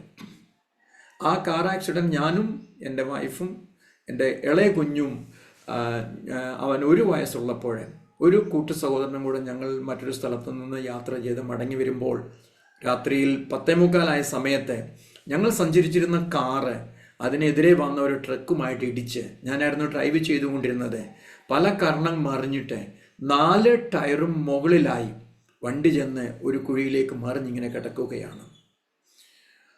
പെട്ടെന്ന് സംഭവിച്ച് അതിൽ നിന്ന് എന്തുവെന്ന് മനസ്സിലായില്ല. പക്ഷെങ്കിൽ ഞാൻ വിശ്വസിക്കുന്നത് സ്വർഗത്തിലെ ദൈവം തൻ്റെ ദൂതനെ അയച്ച് ഞങ്ങൾ 4 പേരെയും ആ വണ്ടിയിൽ നിന്ന് വെളിയിൽ കൊണ്ടുവന്നു. ഇന്ന് ചോദിക്കുമ്പോൾ എങ്ങനെ വെളിയിൽ വന്നു എന്ന് എനിക്ക് അറിഞ്ഞുകൂടാ, എങ്ങനെ വെളിയിൽ വന്നു എന്ന് അറിഞ്ഞുകൂടാ. അതിൻ്റെ സാക്ഷ്യത്തിൻ്റെ ദൈവമഹത്വത്തിന് വേണ്ടി ഞാൻ പറയട്ടെ, ആ വണ്ടി നന്നാക്കി എടുക്കാൻ 1,60,60,000 രൂപ ചെലവായി. പക്ഷെ ഞങ്ങൾക്കൊരു പോറൽ പോലും സംഭവിച്ചില്ല. ഇൻഷുറൻസ് കമ്പനിക്ക് ക്ലെയിം ചെയ്തപ്പോൾ കമ്പനി എന്നോട് പറഞ്ഞു, അതിൻ്റെ മാനേജർ വന്ന് പറഞ്ഞു, നിങ്ങളൊരു എഫിഡവിറ്റ് തരണം. ഞാൻ അതെന്തിനാ? അന്നേരം പറഞ്ഞു, വീണ്ടും നിങ്ങളൊന്നും ക്ലെയിം ചെയ്യാതിരിക്കാൻ വേണ്ടി. കാരണം ഇത്രയും കാശ് കമ്പനി കൊടുക്കുന്നു, പക്ഷെ നിങ്ങൾക്കൊരു പോറൽ പോലും പറ്റത്തില്ലെന്ന് പറഞ്ഞാൽ അത് വിശ്വസിക്കാൻ പറ്റത്തില്ല. കാരണം പിന്നെ നിങ്ങൾ എന്തെങ്കിലുമൊക്കെ ക്ലെയിം ചെയ്യും, അതുകൊണ്ട് നിങ്ങളൊരു എഫിഡവിറ്റ് തരണം. ഞാൻ പറഞ്ഞു, ഇത് ഞങ്ങളുടെ ദൈവത്തിൻ്റെ പ്രവൃത്തിയാണ്, ഞങ്ങൾ സേവിക്കുന്ന ദൈവത്തിൻ്റെ പ്രവൃത്തിയാണ്.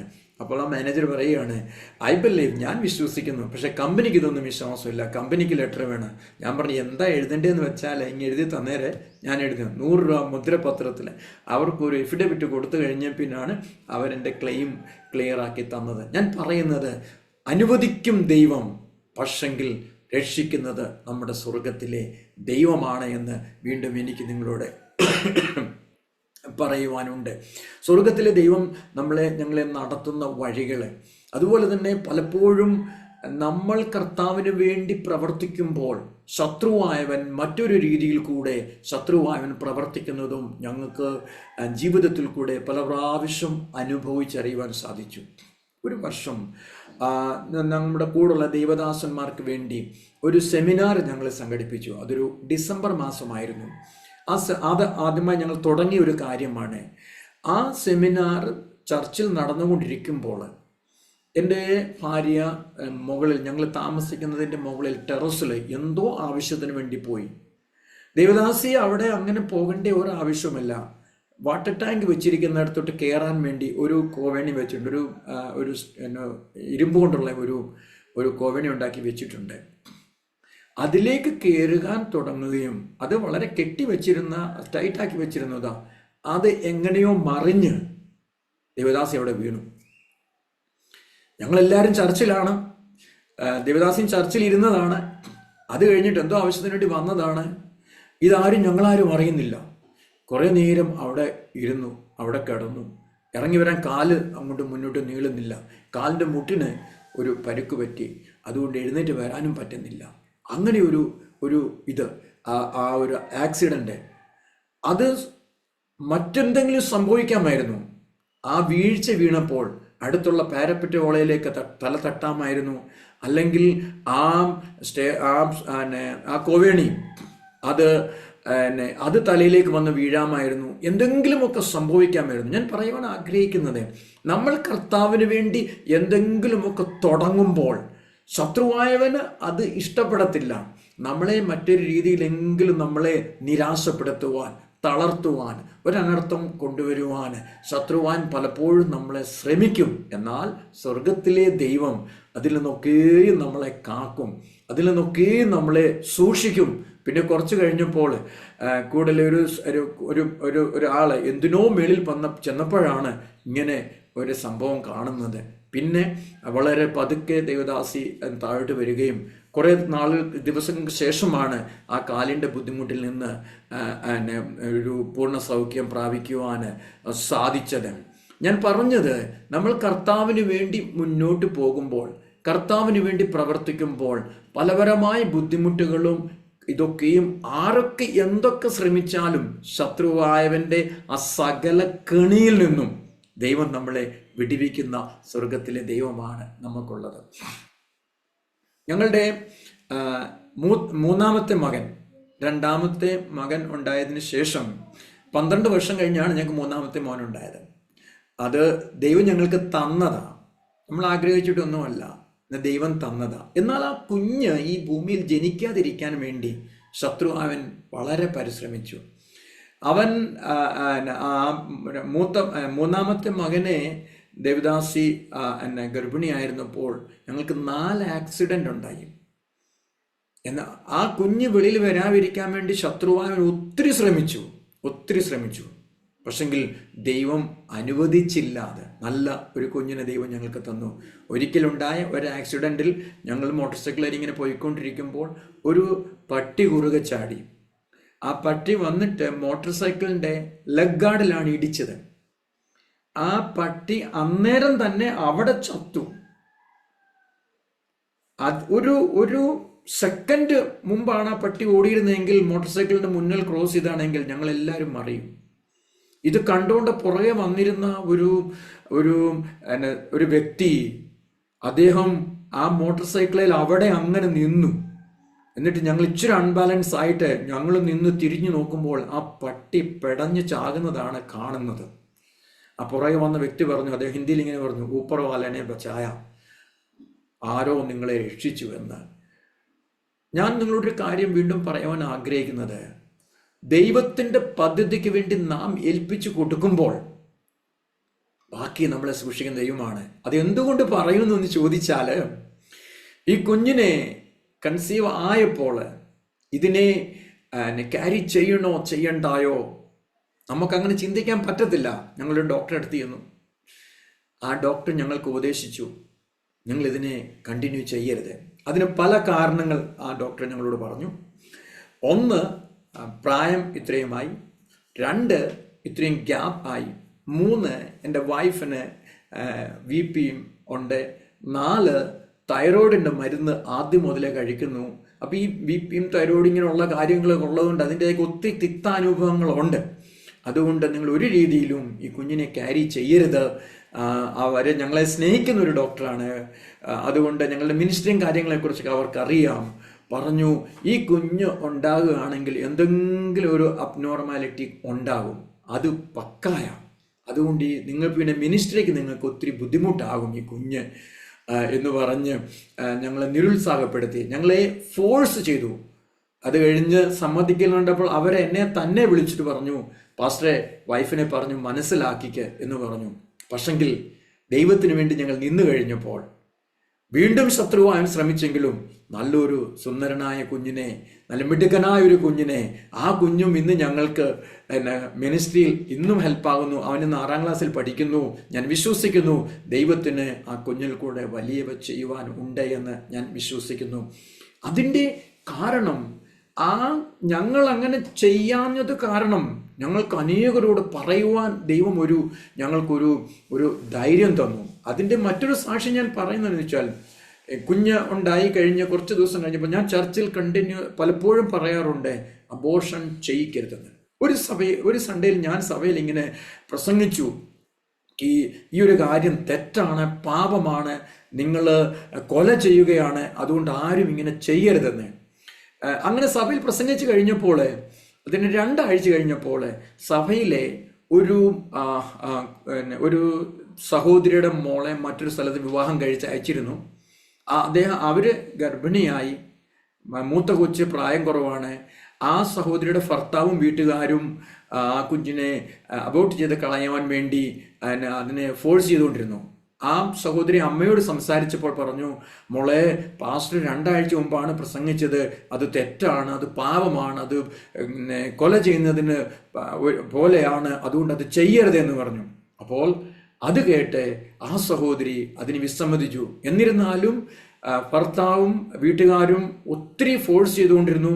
പല ഹോസ്പിറ്റലിൽ കൊണ്ടുപോയി. പക്ഷെങ്കിൽ ഹോസ്പിറ്റൽ ഡോക്ടറെ അടുത്ത് ചെന്ന് ചെക്കപ്പിന് ചെല്ലുമ്പോൾ ഈ സഹോദരി പറയും, എനിക്ക് ചെയ്യണ്ട, എൻ്റെ ഭർത്താവും വീട്ടുകാരും എന്നെ നിർബന്ധിച്ച് കൊണ്ടുവന്നതാണ്, അതുകൊണ്ട് എനിക്ക് ചെയ്യണ്ട. അപ്പോൾ ആ സഹോദരിയുടെ സമ്മതമില്ലാത്തത് കൊണ്ട് അവർ ചെയ്യുവാൻ സമ്മതിച്ചില്ല. അങ്ങനെയായി ഈ ഭർത്താവും വീട്ടുകാരും പറഞ്ഞു, ഇവളെന്തോ ഡോക്ടറോട് പറയുന്നുണ്ട്, അതുകൊണ്ടാണ് ചെയ്യാത്തത്, അതുകൊണ്ട് ഇവളെ പറഞ്ഞ് വീട്ടിൽ വിട്ടേക്കാൻ പറഞ്ഞു. അതിനെ അമ്മയുടെ വീട്ടിലേക്ക് പറഞ്ഞു വിട്ടു. അതിവിടെ വന്നു. ഞങ്ങൾ പ്രാർത്ഥിച്ചു കൊണ്ടിരുന്നു. ഭർത്താവും വീട്ടുകാരും കൊണ്ട് യാതൊരു പോക്കും വരവും ഒന്നുമില്ല. അങ്ങനെ ഇരുന്നു. ഒരു പിണങ്ങിയ രീതിയിൽ ഇനിയും കൊണ്ടുപോകാൻ വരത്തില്ല എന്നുള്ള രീതിയിലായി. പ്രസവ സമയമെടുത്തു, ഹോസ്പിറ്റലിൽ കൊണ്ടുപോയി, സിസേറിയൻ ആകേണ്ടി വന്നു. അങ്ങനെ മുമ്പോൾ എന്നെ കൺസൾട്ട് ലെറ്റർ വേണം, അതിന് ഭർത്താവിനെ വിളിപ്പിച്ചു. ഈ ഭർത്താവ് വന്നു കഴിഞ്ഞപ്പോൾ മൂത്ത കൊച്ചിനെയും കൊണ്ടുപോയി. ഭർത്താവ് പറഞ്ഞേച്ചാണ് വന്നത്, ഒപ്പിടാൻ മാത്രമേ ഞാൻ വരത്തുള്ളൂ, മറ്റൊന്നും എന്നോട് പറയരുതെന്ന്. പക്ഷെങ്കിൽ കുഞ്ഞ് ഓപ്പറേഷൻ പോലെ ഉണ്ടായിക്കുമ്പോൾ നല്ലൊരു ആൺകുഞ്ഞ്. എന്തോ ഈ ഭർത്താവിന് തോന്നി, ഈ ഭർത്താവ് എന്നെ കൊച്ചിനെ കാണാൻ വന്നു, കൊച്ചിനെ വന്ന് കണ്ടു. അത് കഴിഞ്ഞപ്പോൾ അവൻ്റെ മനസ്സ് മാറി. പിന്നെ എന്നും വരാൻ തുടങ്ങി. പ്രസവത്തിന് ശേഷം അമ്മയുടെ വീട്ടിലേക്ക് കൊണ്ടുവന്നില്ല, ഭർത്താവ് അവരെയുമായിട്ട് അവരുടെ വീട്ടിലേക്ക് പോവുകയാണ് ചെയ്തത്. ഞാൻ പറയുവാൻ ആഗ്രഹിക്കുന്നത്, നാം കർത്താവിൻ പറയുന്നത് നമ്മൾ ചെയ്തു കഴിയുമ്പോൾ അത് അനേകർക്ക് അനുഗ്രഹത്തിന് കാരണമായി തീരുകയാണ്. ഞാൻ പറഞ്ഞ കുടുംബം, അവർ ഭാര്യയും ഭർത്താവും വളരെ വഴക്കടിച്ച് ജീവിച്ച ഒരു കുടുംബമായിരുന്നു. പക്ഷെങ്കിൽ ഈ രണ്ടാമത്തെ കുഞ്ഞ് ജനിച്ചു കഴിഞ്ഞ ആ സമയം മുതൽ വളരെ സന്തോഷമായിട്ട് ആ കുടുംബം കഴിയുന്നു. ഞാൻ പറഞ്ഞത്, നമ്മളോട് ദൈവം പറയുന്നത് നമ്മൾ ക്യാരി ചെയ്ത് കഴിയുമ്പോൾ അതിൽ കൂടെ ദൈവം എന്തൊക്കെയോ ചെയ്യുവാൻ ആഗ്രഹിക്കുന്നു എന്നുള്ളത് നമുക്കറിയാനൊക്കത്തില്ല. അത് പിന്നീടാണ് അറിയുവാൻ നമുക്ക് കഴിയുന്നത്. അനേകർക്ക് അനുഗ്രഹത്തിന് കാരണമായിട്ടാണ് ദൈവം നമ്മളെ ആക്കിയിരിക്കുന്നത്. എൻ്റെ സാക്ഷ്യത്തിൻ്റെ മറ്റൊരു ഭാഗത്തേക്ക് ഞാൻ പോകുകയാണ് എങ്കിൽ ദൈവിക പ്രവൃത്തികളെക്കുറിച്ച് മാത്രമാണ് എനിക്ക് നിങ്ങളോട് പറയുവാനുള്ളത്. ഞാൻ സൈക്കിളിൽ പോയിക്കൊണ്ടിരുന്നപ്പോൾ, നടന്നുകൊണ്ടിരുന്നപ്പോൾ ശാരീരികം ഇത്രയും സൈക്കിൾ ചവിട്ടിയൊക്കെ പോകുന്ന വളരെ ബുദ്ധിമുട്ടായി. ഒരു വണ്ടിക്ക് വേണ്ടി പ്രാർത്ഥിച്ചു കൊണ്ടിരുന്നു. ദൈവം ആദ്യം ഒരു സ്കൂട്ടർ തന്നു. അതിങ്ങനെ പഴയതായിക്കൊണ്ടിരുന്നപ്പോൾ ഒരു മോട്ടോർ സൈക്കിളിന് വേണ്ടി പ്രാർത്ഥിച്ചു കൊണ്ടിരുന്നു. എന്നാൽ ഒരു ലോൺ എടുത്ത് മോട്ടോർ സൈക്കിൾ വാങ്ങാമെന്ന് വിളിച്ചപ്പം നമുക്ക് ആരും ലോൺ തരാനാ? ഒന്നിൻ്റെ അടുത്ത് ചെയ്തപ്പോൾ പറഞ്ഞു, ആരെങ്കിലും ഗ്യാരണ്ടി ഉണ്ടെങ്കിൽ ലോൺ തരാം.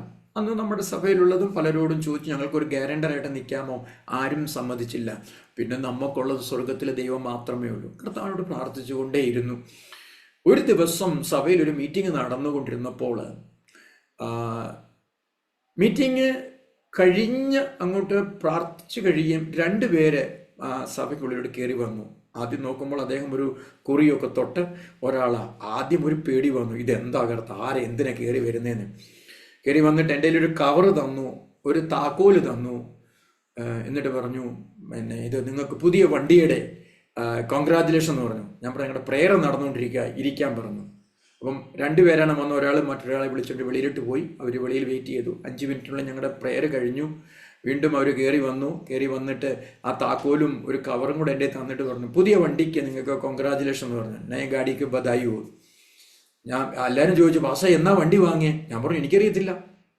അപ്പോൾ അവരോട് ചോദിച്ചു. അവർ പറഞ്ഞു, വെളിയിൽ വണ്ടി, മുറ്റത്തെ ഒരു പുതിയ ഹീറോ ഹോണ്ടയുടെ വണ്ടി വന്നിട്ട് താക്കോലാണ് എനിക്ക് കൊണ്ട് തന്നത്. ഞാൻ ചോദിച്ചു, ഇത് എവിടുന്നാ? പറഞ്ഞു, അതൊന്നും നിങ്ങൾ അറിയണ്ട, ആരോ നിങ്ങൾക്ക് കൊണ്ട് തരാൻ പറഞ്ഞു, പൈസ അടച്ച് എന്നെ ഞങ്ങളെ ഏൽപ്പിച്ചതാണ്, ഷോറൂമുകാരാണ് വണ്ടി കൊണ്ട് വന്നേക്കുന്നത്.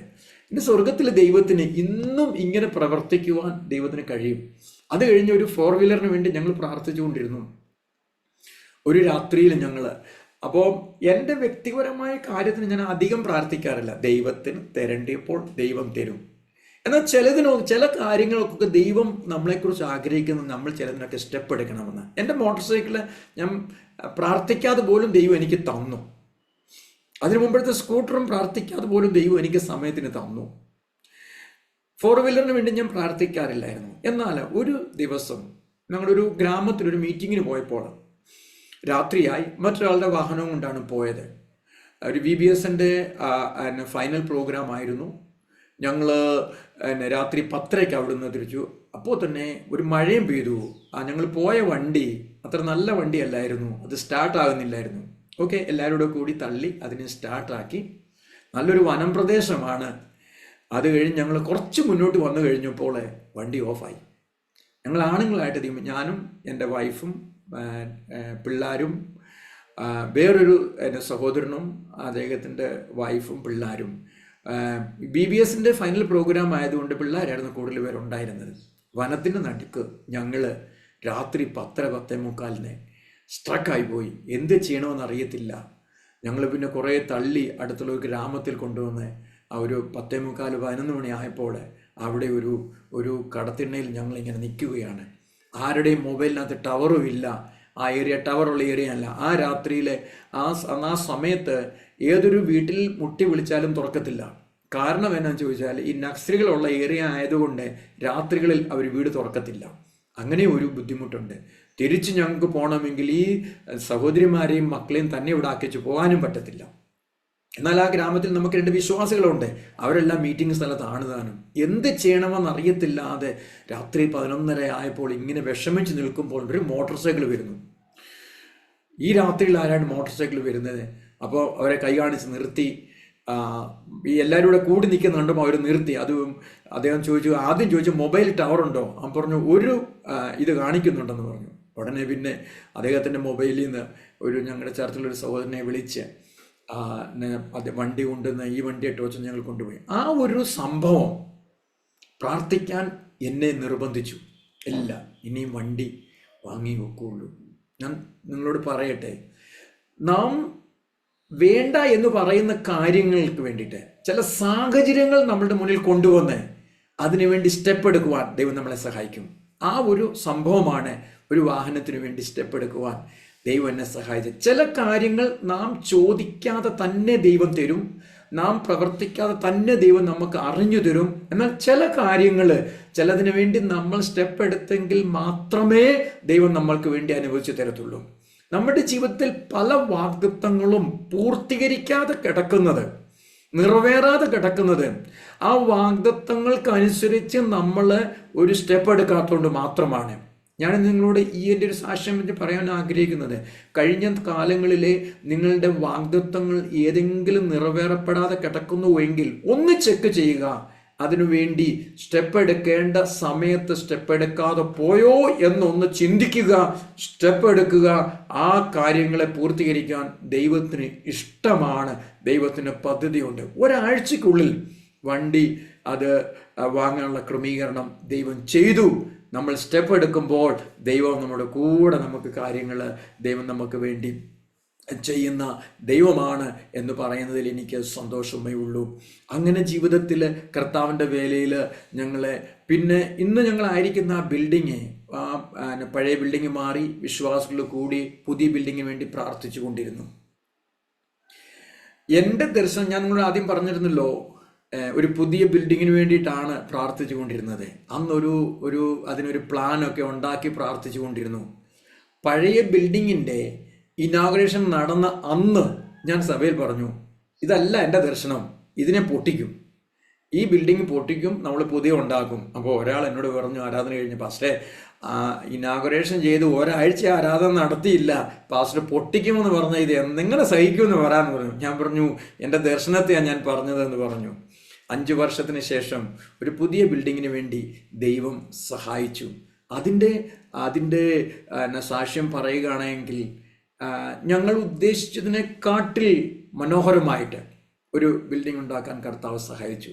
അത് എന്ന് പറയുന്നത് ഒരു കുടുംബത്തെയാണ് ദൈവം ഉപയോഗിച്ചത്. ഒരു കുടുംബത്തെ, ഞങ്ങളുടെ ഹോളും ഞങ്ങൾക്ക് താമസിക്കാനുള്ളതും ഒരു കുടുംബത്തെ ദൈവം ഉപയോഗിച്ചു. അതെങ്ങനെയും ചോദിച്ചാൽ, ഈ കുടുംബം ഡോക്ടർ ഫാമിലിയാണ്. അവരുടെ ഡോക്ടർ മാഡം വൈഫ് ഡോക്ടറെ ഒരു നേർച്ച നേർന്നു, എൻ്റെ മോന് MBBS അഡ്മിഷൻ കിട്ടുകയാണെങ്കിൽ ഞാൻ ഇവരുടെ പുതിയ ചർച്ച ഉണ്ടാക്കി കൊടുക്കാം. ഞാൻ പറയട്ടെ, 5 വർഷവും എന്നും പ്രാർത്ഥിക്കും, പുതിയ ചർച്ച വേണം കർത്താവേ, പുതിയ ചർച്ച വേണം. അപ്പം വിശ്വാസികൾ പറയുമായിരുന്നു, പാസ്റ്റർ ഒരു അത്യാഗ്രഹിയാണ്, ദൈവം തന്നതിന് ദൈവത്തിന് നന്ദി പറയാതെ വീണ്ടും പ്രാർത്ഥിക്കാം. എൻ്റെ ദർശനം അതാണ്. അത് ഞാൻ ആനയെ ചോദിച്ചിട്ട് ആടിനെ കിട്ടിയാൽ തൃപ്തിപ്പെടുന്നവനല്ല ഞാൻ. ദൈവം അതിനെ തന്നെ തരും. നിങ്ങൾ പ്രാർത്ഥിക്കേണ്ട, ഞാൻ പ്രാർത്ഥിച്ചോളാം, ദൈവം വഴി ഒരുക്കും. അങ്ങനെ പ്രാർത്ഥിച്ചു കൊണ്ടിരുന്നു. ഇവരിങ്ങനെ ഒരു നേർച്ച നേർന്നു, എൻ്റെ മോന് MBBS അഡ്മിഷൻ കിട്ടുകയാണെങ്കിൽ ഇവർക്ക് ചർച്ച ഉണ്ടാക്കി കൊടുത്തേക്കാം. അങ്ങനെ ഇവൻ MBBS അഡ്മിഷൻ കിട്ടി. പലരെയും പോലെ അവരും ഉണ്ടാക്കി കൊടുക്കാം എന്നൊക്കെ പറഞ്ഞു. പക്ഷെങ്കിൽ ആ മോൻ അവിടെ നിൽക്കാൻ പറ്റാത്ത രീതിയിൽ പ്രശ്നങ്ങളായി. പ്രാർത്ഥന തുടങ്ങി. അവർ ഭർത്താവിനോട് പറഞ്ഞു, ഞാനിങ്ങനെ ഒരു നേർച്ച നേർന്നിട്ടുണ്ടായിരുന്നു, അത് നിവർത്തിക്കാത്തതുകൊണ്ടായിരിക്കാം ചിലപ്പോൾ നമ്മുടെ മോൻ ഇങ്ങനെ പ്രശ്നം വരുന്നതെന്ന് പറഞ്ഞു.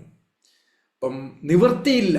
അവൻ കിട്ടിയ ആ സീറ്റ് വിട്ടേച്ച് വീട്ടിൽ തിരിച്ചു വരുന്ന ആ സ്ഥിതിയായി.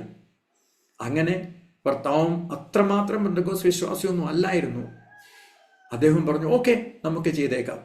അപ്പം അദ്ദേഹം കണക്ക് കൂട്ടിയപ്പോൾ ഒരു 3-4 ലക്ഷം രൂപയ്ക്ക് കാര്യങ്ങൾ നടത്താം, ഒരു 5 ലക്ഷത്തിൽ കൂടുതൽ അത്രയേ ഉള്ളൂ, നടത്തിയേക്കാം. ഓക്കെ നടത്തിയേക്കാം എന്ന് പറഞ്ഞു. പണി തുടങ്ങി. അന്ന് ഞങ്ങൾ താമസിച്ചുകൊണ്ടിരുന്ന സ്ഥലത്താണ് ചർച്ച് ഹോൾ പണിയുന്നത്. അപ്പം ഞങ്ങൾ വാടകയ്ക്ക് പോയി. അപ്പോൾ അദ്ദേഹം പറഞ്ഞു ഞാൻ ഹോൾ ഉണ്ടാക്കി തരാം, പാസ്റ്റർക്ക് താമസിക്കാനുള്ള നിങ്ങൾ നോക്കിക്കോളാൻ പറഞ്ഞു. ഓക്കെ, ദൈവമല്ല ചെയ്യുന്നത്. അവർ ഹോൾ ഉണ്ടാക്കാൻ തുടങ്ങി. പക്ഷേ ഹോൾ ഉണ്ടാക്കി കഴിഞ്ഞപ്പോൾ ഈ കൊച്ചൻ ഈ മോൻ്റെ പ്രശ്നമങ്ങ് മൂർജിച്ചു. പ്രശ്നമങ്ങ് വഷളായിക്കൊണ്ടിരിക്കുക. നമുക്കും ഒരു ബുദ്ധിമുട്ട്. കാരണം അവൻ്റെ പേരിലുണ്ടാക്കുന്ന ചർച്ച് അവൻ്റെ വിഷയം മൂർജിച്ചു കൊണ്ടിരിക്കുന്നു. അവർ ചിന്തിച്ചതും വിശ്വസിച്ചതും നേർന്നത് അത് പൂർത്തീകരിക്കുകയാണ് എങ്കിൽ വിഷയത്തിന് പരിഹാരമുണ്ടാവും. പക്ഷേങ്കിൽ വിഷയത്തിന് പരിഹാരമല്ല, അത് ഒന്നുകൂടെ കൂടിക്കൊണ്ടിരിക്കുകയാണ്. ഈ ഡോക്ടർ മാഡം അവൻ്റെ കോളേജിലേക്ക് പോയി, അവനെ തിരിച്ചു കൊണ്ടുവരുവാൻ വേണ്ടി പോയി. എനിക്കങ്ങൊരു വല്ലാത്തൊരു വിഷമം. ഞാൻ ഈ ഡോക്ടറുടെ മുഖത്ത് എങ്ങനെ നോക്കും? അങ്ങനെ ഒരു ദിവസം ലേബർ പേയ്മെൻറ്റ് കൊടുക്കാനുള്ള പൈസയുടെ ആവശ്യത്തിൻ്റെ ഞാൻ ഈ ഡോക്ടറുടെ അടുത്ത് ചെന്നു. അദ്ദേഹം എന്നോടൊരു സെൻറ്റൻസ് പറയുകയാണ്, ഞാനത് മലയാളത്തിൽ പറയുകയാണെങ്കിൽ, ഈ ചർച്ച് ഹോൾ ഉണ്ടാക്കാൻ തുടങ്ങിയ സമയം മുതലേ സാത്താൻ എന്നെ ഒത്തിരി ശല്യം ചെയ്യുക, എന്നെ ഒത്തിരി ബുദ്ധിമുട്ടിപ്പിക്കുന്നുണ്ട്. അപ്പോൾ ഞാനൊരു കാര്യം ചെയ്യാം, ഞാൻ ആ സാത്താനെ കുറേ കൂടെ ബുദ്ധിമുട്ടിപ്പിക്കാം. ഞാൻ നിങ്ങൾക്ക് താമസിക്കാനുള്ളവിടെ ഉണ്ടാക്കി തരാമെന്ന്, പാസ്റ്റർക്ക് താമസിക്കാനുള്ള പാസ്റ്ററിനും കൂടെ ഞാൻ ഉണ്ടാക്കി തരാമെന്ന്. ദൈവമക്കളെ ഞാൻ പറയട്ടെ, ഇന്ന് ആ പയ്യനെ അവൻ MBBS കഴിഞ്ഞു, അവൻ PG കഴിഞ്ഞു, വിവാഹം കഴിഞ്ഞു. ഇന്ന് നല്ല രണ്ടുപേരും അവരുടെ വീട്ടിൽ ഇന്ന് 6 ഡോക്ടർമാരുണ്ട്. അന്ന് 2 ഡോക്ടർമാരുള്ള അവരുടെ വീട്ടിൽ ഇന്ന് 6 ഡോക്ടർമാരുണ്ട്. ഞാൻ പറയുന്നത്, ഈ സാക്ഷ്യം കേൾക്കുന്നവരോട് പറയാൻ ആഗ്രഹിക്കുന്നത്, നിങ്ങൾ ദൈവത്തിന് വേണ്ടി ഒരു നേർച്ച നേർന്നിരിക്കുന്നുവെങ്കിൽ അത് നിവർത്തിക്കാതിരിക്കരുത്. എന്തൊക്കെ ബുദ്ധിമുട്ട് വന്നെന്ന് പറഞ്ഞാലും നിവർത്തിക്കാതിരിക്കരുത്. അത് നിവർത്തിക്കാൻ തുടങ്ങിക്കഴിയുമ്പോൾ വിഷയങ്ങൾ മൂർജിക്കുന്നുവെങ്കിൽ വീണ്ടും ചിന്തിച്ചോണം, എന്തൊക്കെയോ ദൈവം ഒന്നുകൂടെ ചെയ്യിക്കാൻ ആഗ്രഹിക്കുന്നുവെന്ന് ചിന്തിച്ചോണം. അല്ലാതെ ഞാൻ ഇങ്ങനെ ചെയ്യാൻ തുടങ്ങിയോണ്ട് എന്തുകൊണ്ട് കർത്താവ് ഇങ്ങനെ എന്നുള്ളതല്ല. ഇരുന്നൽപ്പം ചിന്തിക്കുക, ഇതിൻ്റെ കൂടെ എന്തുകൂടെ എനിക്ക് ആഡ് ചെയ്യാൻ സാധിക്കും ദൈവത്തിന് വേണ്ടിയിട്ട്. ആ കുടുംബം അങ്ങനെ ചെയ്തു കഴിഞ്ഞപ്പോൾ ദൈവത്തിൻ്റെ പ്രവൃത്തി നമ്മുടെ ജീവിതത്തിൽ ഞങ്ങൾക്ക് ദൈവത്തെ സ്തുതിക്കാൻ കഴിഞ്ഞു. അതിൻ്റെ പിന്നിലുള്ള മറ്റൊരു ഒരു ദൈവിക നീതി ഞാൻ നിങ്ങളോട് പറയാൻ ആഗ്രഹിക്കുന്നത്, ഞങ്ങൾ താമസിച്ചു കൊണ്ടിരുന്ന വീട് പൊളിച്ചിട്ടാണ് ആരാധനാലയം ഉണ്ടാക്കാൻ വേണ്ടി ഞങ്ങൾ പോയത്. ഇനി സ്വന്തമായിട്ട് നമുക്ക് എങ്ങനെ എവിടെ ഇനിയും വാടക വീട്ടിലോട്ട് പോകണമല്ലോ എന്നുള്ളൊരു ചിന്തയില്ലായിരുന്നു. ദൈവം പ്രവർത്തിക്കും എന്നുള്ളൊരു മാത്രമായിരുന്നു. ഞങ്ങൾ ഈ ഹോള് പണി കഴിഞ്ഞിട്ട് ഞങ്ങൾക്ക് ഇനി ഒരു വീട് എന്നാ കർത്താവ് എന്ന് ചിന്തിക്കേണ്ട സാഹചര്യം പോലും ദൈവം തന്നില്ല. ഈ ഹോളിൻ്റെ സമർപ്പണ ദിനത്തോടു കൂടി തന്നെ ഞങ്ങൾ താമസിക്കാനുള്ള വീടിനുള്ള സമർപ്പണവും ദൈവം നടത്തുവാൻ സ്വർഗത്തിലെ ദൈവം സഹായിച്ചു. ഞാൻ വീണ്ടും ആ വാക്ക് റിപ്പീറ്റ് ചെയ്യട്ടെ, ദൈവം ആർക്കും ഒരിക്കലും കടക്കാരൻ അല്ല. ദൈവിക പ്രവൃത്തി നമ്മുടെ ജീവിതത്തിൽ ദൈവം നമ്മൾക്ക് വേണ്ടി ചെയ്യുന്നവനാണ് സ്വർഗത്തിലെ ദൈവം. ഞങ്ങളുടെ മക്കളുടെ ജീവിതത്തിലെ സാക്ഷ്യങ്ങൾ പറയുകയാണെങ്കിൽ, ദൈവത്തെ രുചിച്ചറിയുവാൻ അവരെയും ദൈവം സഹായിച്ചു കൊണ്ടിരിക്കുന്നു. എൻ്റെ മൂത്ത മോൻ്റെ ജീവിതത്തിലെ ഒരു സാക്ഷ്യം ഞാൻ നിങ്ങളോടൊന്ന് പറയട്ടെ. അവന് BBAക്ക് പഠിച്ചുകൊണ്ടിരിക്കുന്ന സമയത്ത് ഒരു ക്ലാസ്സിലും തോൽക്കാതെ അവൻ പഠിച്ചു വന്നു. BBAയുടെ 5th സെമസ്റ്ററിലെ ഒരു സബ്ജക്റ്റിൽ 3 മാർക്കിന് അവൻ പുറകോട്ടായി. ചിന്തിച്ചു, എന്തോ കർത്താവ്, അവൻ്റെ ടീച്ചർമാർക്ക് ആർക്കും വിശ്വാസമല്ല ഇവൻ പുറകോട്ടായെന്ന്. റീവാലിന് കൊടുത്തു, 3 മാസമായിട്ട് റിസൾട്ട് വരുന്നില്ല. അതിൻ്റെ പുറകെ പോയി 4 മാസമായിട്ട് റിസൾട്ട് വരുന്നില്ല. ആ സമയത്തിനുള്ളിൽ 6ാമത്തെ സെമസ്റ്റർ എക്സാമായി, അതെഴുതി അവൻ പാസ്സായി. ഇതിനുള്ളിൽ ഒരു ക്യാമ്പസ് സെലക്ഷൻ വന്നു. 300 പേരിൽ 3 പേരെ സെലക്ട് ചെയ്തതിൽ 1 ഇവനായിരുന്നു. അങ്ങനെ അവനൊരു ഓഫർ ലെറ്ററും വന്നു.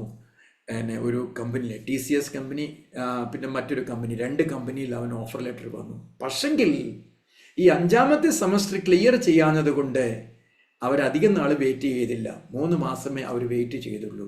അവൻ അത് നഷ്ടപ്പെട്ടു. ഈ സെമസ്റ്റർ സിസ്റ്റം ആയതുകൊണ്ട് അടുത്ത വർഷത്തെ ഈ 5ാമത്തെ സെമസ്റ്ററിലെ ഇവൻ ഇതിൻ്റെ പേപ്പർ എഴുതിയെടുക്കാൻ പറ്റത്തുള്ളൂ. അങ്ങനെ അവൻ വീട്ടിലായിരിക്കുന്ന സമയത്ത് അവന് കമ്പ്യൂട്ടറും കാര്യങ്ങളൊക്കെ നേരത്തെ തന്നെ അറിയാമായിരുന്നുകൊണ്ട് ഈ സമയത്ത് വീട്ടിലിരുന്ന സമയത്തെ അവന് ചില ഇൻസ്റ്റാഗ്രാമിലും ചില ഡിസൈനുകൾ ഉണ്ടാക്കി അവൻ പോസ്റ്റ് ചെയ്യാൻ തുടങ്ങി. ലോഗോസ് ഉണ്ടാക്കി പോസ്റ്റ് ചെയ്തുകൊണ്ടിരുന്നപ്പോൾ അവൻ്റെ ഒരു കൂട്ടുകാരൻ കണ്ടു. അപ്പോൾ അവൻ്റെ ഒരു കൂട്ടുകാരൻ്റെ കമ്പനിക്ക് വേണ്ടി ലോഗോ ഉണ്ടാക്കാൻ അവൻ ചോദിച്ചു. ലോഗോ അവനുണ്ടാക്കി. അങ്ങനെ അത് ഇതായി ക്ലിക്കായി. ഇന്ന് ഒരു പ്രൈവറ്റ് ലിമിറ്റഡ് കമ്പനി അവൻ്റെ പേരിൽ രജിസ്റ്റർ ചെയ്ത് ബ്രാൻഡിങ് ബിസിനസ് അവൻ സ്വന്തമായിട്ട് ചെയ്യുന്നു. ഇത് ഞാൻ പറഞ്ഞതിൻ്റെ ഉദ്ദേശം എന്നു ചോദിച്ചാൽ, അവൻ 10ാം ക്ലാസ് 11 പഠിച്ചുകൊണ്ടിരുന്നപ്പോൾ ഞാൻ അവനോട് പറഞ്ഞു, മോനെ ഒരു കാര്യം ചെയ്യുക, ഇതിൻ്റെ കൂടെ നീ ബാങ്ക് കോച്ചിങ്ങും അങ്ങനെയുള്ള കോച്ചിങ്ങുകളൊക്കെ ചെയ്യുക. കാരണം നല്ലൊരു ജോലി കിട്ടാൻ സാധ്യത, അങ്ങനെയൊക്കെ ചെയ്താൽ ഇന്നത്തെ കാലത്തൊക്കെ ഉള്ളൂ. അവൻ എന്നോട് പറഞ്ഞ ഒരു സെൻറ്റൻസ്, പപ്പാ ഞാനൊരു ജോലി ചെയ്യാൻ ആഗ്രഹിക്കുന്നില്ല, എനിക്ക് എന്തെങ്കിലും സ്വന്തമായിട്ട് ചെയ്യണം, എങ്കിൽ മാത്രമേ ദൈവം എനിക്ക് തന്ന ടാലൻറ്റുകളെ എനിക്ക് ദൈവത്തിന് വേണ്ടി പ്രയോജനപ്പെടുത്തുവാൻ പറ്റത്തുള്ളൂ. ഒരു ജോലി എന്നാൽ അത്രയും സമയം എനിക്ക് കിട്ടത്തില്ല. ഞാൻ സ്വന്തമായിട്ട് എന്തെങ്കിലും ചെയ്യുകയാണെങ്കിൽ എനിക്ക് അതിന് സ്വന്തമായിട്ട് എനിക്ക് സമയങ്ങൾ നമുക്കതിനെ അഡ്ജസ്റ്റ് ചെയ്യാൻ സാധിക്കും.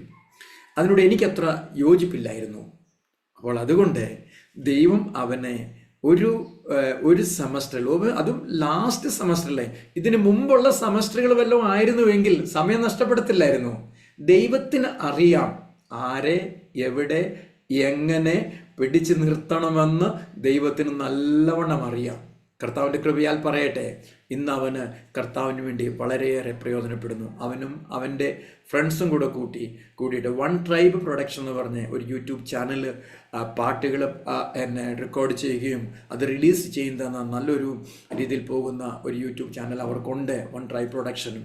അതുപോലെ തന്നെ വളരെ ഞങ്ങളുടെ ചർച്ചിലാണെങ്കിലും മീഡിയയുടെ കാര്യങ്ങൾ നോക്കുന്നതും എന്നെ വർഷിപ്പ് ലീഡ് ചെയ്യുന്നതും യുവജനങ്ങൾക്ക് ഒരു പ്രചോദനമായിട്ടും അവനെന്നായിരിക്കുന്നു. കാരണം ഞാൻ പറഞ്ഞത്, നാം കർത്താവ് പറയുന്നത് അതനുസരിച്ച് ചെയ്യുമ്പോൾ ദൈവത്തിൻ്റെ വലിയ പ്രവൃത്തികൾ നമുക്ക് ചെയ്യുവാൻ സാധിക്കും. ഞാൻ ആദ്യം തന്നെ നിങ്ങളോട് ഒരു സെൻറ്റൻസ് പറഞ്ഞല്ലോ, കർത്താവ് കൈ പിടിച്ച് കൊണ്ടുപോകുന്നുവെന്ന്. ഞങ്ങളുടെ ഓരോ കാര്യങ്ങൾക്കാണെങ്കിലും മക്കളുടെ ഓരോ കാര്യങ്ങൾക്കാണെങ്കിലും ദൈവം കൈ പിടിച്ച് കൊണ്ടുപോകുന്നത് ഞങ്ങളുടെ ജീവിതത്തിൽ അനുഭവിക്കുവാൻ ഞങ്ങൾക്ക് ഇന്നും സാധിക്കുന്നു. എൻ്റെ 2ാമത്തെ മോന് ഞാൻ പറഞ്ഞല്ലോ, അവൻ കാനഡയിൽ പഠിക്കുന്നുവെന്ന്. എല്ലാവർക്കും അറിയാം, നല്ലൊരു ചിലവുള്ള കാര്യമാണ് എന്ന്. എഡ്യൂക്കേഷൻ ലോണിന് വേണ്ടി ഞങ്ങൾ പോയി. പാസ്റ്റർമാർക്ക് ആര് ലോൺ കൊടുക്കാനാ, എന്ത് കൊടുക്കാനാ പാസ്റ്റർമാർക്ക് ലോൺ കൊടുത്താൽ? എല്ലാ കാര്യങ്ങളും ക്രമീകരിച്ചു. കർത്താവിൻ്റെ കൃപയാൽ പഠിക്കാൻ മിടുക്കനാണ്. IELTS ഒക്കെ വീട്ടിൽ ഇരുന്ന് പഠിച്ചാണ് അവൻ ആദ്യത്തെ ഒറ്റ പ്രാവശ്യത്തെ ഇതിൽ അവന് പാസ്സായത്. പക്ഷെങ്കിൽ ലോൺ കിട്ടാതെ കഴിയാത്തത് കാരണം ഫസ്റ്റ് പ്രാവശ്യം അവന് അഡ്മിഷൻ കിട്ടിയിട്ടും അവന് പോകാൻ സാധിച്ചില്ല.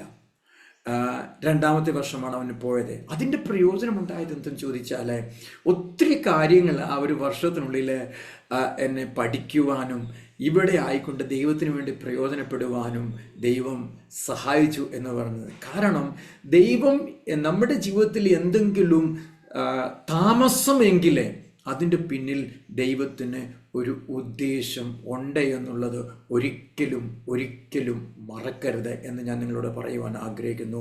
എൻ്റെ സാക്ഷ്യങ്ങൾ ഞാൻ നിങ്ങൾ പറയുമ്പോൾ ഒത്തിരി കാര്യങ്ങൾ എൻ്റെ മുന്നിൽ ഇങ്ങനെ കടന്നു വരുന്ന നിങ്ങളോട് പറയണമെന്നുള്ള പല രീതിയിലുള്ളത്. അതുപോലെ തന്നെ നമ്മുടെ കൂടുള്ള ദൈവദാസന്മാരുടെ കൂടെ പ്രവർത്തിക്കുന്ന ദൈവദാസന്മാരുടെ ജീവിതത്തിലും ഒരു ആളുടെ സാക്ഷ്യം മാത്രം ഞാൻ നിങ്ങളോട് പറയുവാൻ ആഗ്രഹിക്കുന്നു. ഒരു സഹോദരനെ, അദ്ദേഹം വിശ്വാസത്തിലേക്ക് വന്ന സാക്ഷ്യം തന്നെ വലിയൊരു സാക്ഷ്യം. അദ്ദേഹം അസുഖങ്ങളുണ്ട്. അപ്പോൾ ഇവിടെ ഉള്ള ഒരു പ്രവണത എന്ന് പറഞ്ഞാൽ, ആർക്കെങ്കിലും അസുഖം വന്നാൽ ഗ്രാമപ്രദേശങ്ങളിൽ അവർ നേരെ ഡോക്ടറെ അടുത്തല്ല പോകുന്നത്, ഒരു മന്ത്രവാദിയുടെ അടുത്താണ് പോകുന്നത്. ഒരു മന്ത്രവാദിയുടെ വീടെന്ന് പറഞ്ഞാൽ ഒരു ഹോസ്പിറ്റൽ പോലെ, ആൾക്കാർ വന്ന് അവിടെ കിടക്കുക, താമസിക്കുക. അദ്ദേഹം ഇന്നും രാവിലെ മന്ത്രവാദം ചെയ്യുന്നു, ഈ രോഗി അവിടെ കിടക്കുന്നു, കൂടെയുള്ള ഒരാൾ അവർക്ക് ഭക്ഷണം പാകാനുള്ള പാത്രങ്ങളും അരിയും സാധനവും ഒക്കെ ആയിട്ട് വരുന്നു. അവരൊരു അടുപ്പ് കൂട്ടി ഒരു മുറ്റത്ത് ഒരിടത്ത് ഭക്ഷണം പാകം ചെയ്യുന്നു, കഴിക്കുന്നു.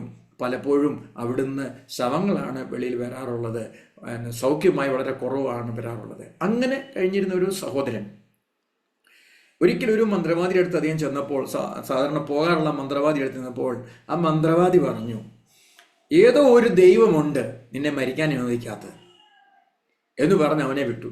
അവൻ ഈ വീട്ടിൽ വന്നിട്ട് രാത്രി പ്രാർത്ഥിക്കാൻ തുടങ്ങി. അത് ഏത് ദൈവമാ എന്നെ ജീവിക്കാനും അനുവദിക്കുന്നില്ല, എന്നെ മരിക്കാനും അനുവദിക്കുന്നില്ല, അങ്ങനെ ഒരു ദൈവം ഉണ്ടെങ്കിൽ എൻ്റെ ജീവിതത്തിൽ എന്തെങ്കിലും പ്രവർത്തിക്കാൻ പറഞ്ഞിങ്ങനെ പ്രാർത്ഥിച്ചു.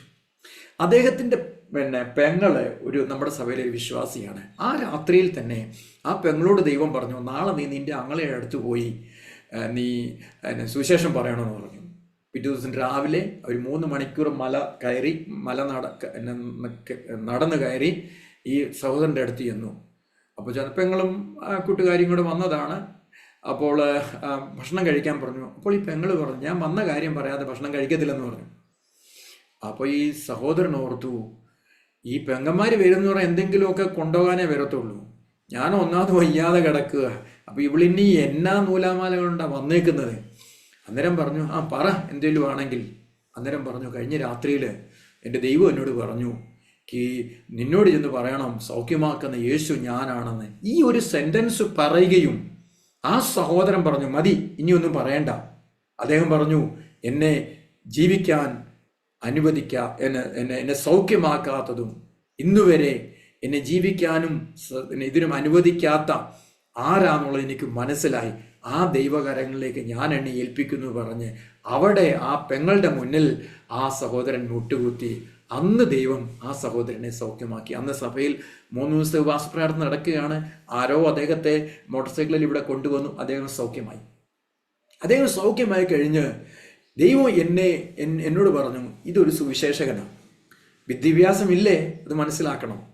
2 മക്കളുടെ പിതാവാണ്, എഴുത്തും വായനയും ശരിക്കും അറിയത്തുമില്ല. എന്നോട് ദൈവം പറഞ്ഞു, ഇദ്ദേഹം ഒരു സുവിശേഷകനാണ്, ഇദ്ദേഹത്തെ ട്രെയിൻ ചെയ്യണം. നമുക്കിവിടെ ട്രെയിനിങ് നടക്കുന്നുണ്ട്, 1 ഇയർ ട്രെയിനിങ് നടന്നുകൊണ്ടിരിക്കുകയാണ്. ഞാൻ അദ്ദേഹത്തോട് പറഞ്ഞു, ഒരു കാര്യം ചെയ്യാം, നിങ്ങൾ ക്ലാസ്സിലിരിക്കണം. അവൻ പറഞ്ഞു, പാസ്റ്റർ എനിക്ക് എഴുതാനും വായിക്കാനും അറിയത്തില്ല. ഞാൻ പറഞ്ഞു, കുഴപ്പമില്ല, നീ വന്ന് ക്ലാസ്സിൽ ഇരുന്നു. അങ്ങനെ അദ്ദേഹം ക്ലാസ്സിൽ വന്നിരിക്കാൻ തുടങ്ങി. വന്ന ഒരു വിസിറ്റിംഗ് ടീച്ചർ എന്തോ എഴുതാൻ പറഞ്ഞു, ഇദ്ദേഹത്തിന് എഴുതാൻ പറ്റിയില്ല. ചോദ്യം ചോദിച്ചു, ഉത്തരം പറഞ്ഞില്ല. ആരോടും പറയാതെ ഇദ്ദേഹം പിറ്റേ ദിവസം അങ്ങ് ഇറങ്ങിപ്പോയി. ഞാൻ ക്ലാസ്സിൽ ചെന്ന് കഴിഞ്ഞപ്പോൾ ഇദ്ദേഹത്തെ കാണുന്നില്ല. ചോദിച്ച ആളെന്തി? നമ്മുടെ വീട്ടിൽ പോയി. എന്തു പറ്റി? ഇന്നവന സംഭവം. ഞാൻ വീണ്ടും ആളെ വിട്ട് ഇദ്ദേഹത്തെ വിളിപ്പിച്ചു. അദ്ദേഹം പിന്നെ ടീച്ചേഴ്സിനോടൊക്കെ പറഞ്ഞു, ഒന്നും പറയണ്ട, ഞാൻ ദൈവനാമോഹത്തിന് വേണ്ടി പറയട്ടെ, ഇന്ന് അദ്ദേഹം ഞങ്ങളുടെ ഒരു ഏരിയ പാസ്റ്ററാണ്. അദ്ദേഹത്തിൻ്റെ കൂടെ ആ 7 പേര് ദൈവദാസന്മാർ അദ്ദേഹത്തിൻ്റെ കീഴിൽ ശുശ്രൂഷിക്കുന്നു. നല്ലൊരു 13 പേരുള്ളൊരു ചർച്ച് അദ്ദേഹത്തിൻ്റെ. ഞാൻ പറഞ്ഞത് എന്തുവെന്ന് ചോദിച്ചാൽ, ദൈവം നമ്മളുടെ ഉള്ളിൽ ഒരു കാര്യം തരുന്നുവെങ്കിൽ, അതിനനുസരിച്ച് സ്റ്റെപ്പ് എടുക്കുന്നുവെങ്കിൽ, അതിൽ കൂടെ ദൈവം പ്രവർത്തിക്കുന്നത് എങ്ങനെയെന്ന് നമുക്ക് ആർക്കും മനസ്സിലാക്കാൻ സാധിക്കത്തില്ല. ഒരു സാക്ഷ്യം കൂടെ വീണ്ടും ഞാൻ പറയട്ടെ. ഇതുപോലെ നമ്മുടെ ഒരു കുടുംബത്തെ ഞാൻ നമ്മുടെ കൂടെ കൊണ്ട് നിർത്തി. ദൈവം കൃപ തന്നു ഇതൊക്കെ ചെയ്യുവാൻ വേണ്ടിയിട്ട്. അവരൊരു വളരെ കഷ്ടപ്പെട്ടുകൊണ്ടിരുന്നൊരു കുടുംബം. ഒരു കുഞ്ഞുണ്ടായി, 7 ദിവസം മരിച്ചുപോയി. വളരെ നിരാശയിൽ കഴിഞ്ഞൊരു കുടുംബം, ആത്മഹത്യ ചെയ്യാൻ പോയൊരു കുടുംബം. എങ്ങനെയോ ഞാൻ അറിഞ്ഞു, അദ്ദേഹത്തെ വീട്ടിൽ കൊണ്ട് നിർത്തി. ഞങ്ങളെ സഹായിക്കാം എന്നുള്ള ഒരു ഇതിലോടുകൂടിയാണ് വീട്ടിൽ കൊണ്ട് നിർത്തിയത്. ആ സഹോദരൻ എന്നോട് പറഞ്ഞു, പാസ്റ്റർ എനിക്കൊരു സൈക്കിൾ റിക്ഷ വാങ്ങിത്താ, ഞാനത് ഓടിച്ചോളാം, ഞാനത് ഓടിച്ച് എങ്ങനെയെങ്കിലും പാസ്റ്റർക്ക് കടം തീർത്തോളാം എന്ന് പറഞ്ഞു. ഞാൻ ചോദിച്ചു, നിന്നെ കണ്ടിട്ട് സൈക്കിൾ റിക്ഷ ചവിട്ടാനുള്ള ആരോഗ്യമൊന്നുമില്ല, കാരണം ഇതൊരു കയറ്റം ഇറക്കമുള്ള ഏരിയയാണ്, ഇതുകൊണ്ട് നിനക്ക് ചവിട്ടാൻ പറ്റത്തില്ല, കാരണം സൈക്കിൾ റിക്ഷ ചവിട്ടി എനിക്ക് നല്ല പരിചയമുണ്ട്. അതുകൊണ്ട് ഞാൻ അതോട് പറഞ്ഞു, അതൊരു വളരെ പ്രയാസമുള്ള കാര്യമാണ്, നിനക്ക് ഭക്ഷണം കഴിക്കാൻ പോരെ. അദ്ദേഹം പറഞ്ഞു, എന്നാലും എങ്ങനെയാണ് പാസ്റ്ററെ അങ്കിളെ എന്നെ വിളിക്കുന്നത്, എന്നാലും എങ്ങനെ അങ്കിളെ ഒന്നും തരാതെ കഴിക്കുന്നത്. ഞാൻ പറഞ്ഞു, നീ വെയിറ്റ് ചെയ്യാം. അങ്ങനെ അദ്ദേഹം വീട്ടിൽ നിന്നു, 2 പേരും വീട്ടിൽ നിന്നു. വന്ന് 2-ാം മാസം ഈ സഹോദരി ഗർഭിണിയായി. അപ്പം നമ്മളെ സഹായിക്കാൻ വേണ്ടിയിട്ടാണ് ഇവരെ കൊണ്ടുവന്നത്. ഗർഭിണിയായി, ബെഡ് റിഡനായി.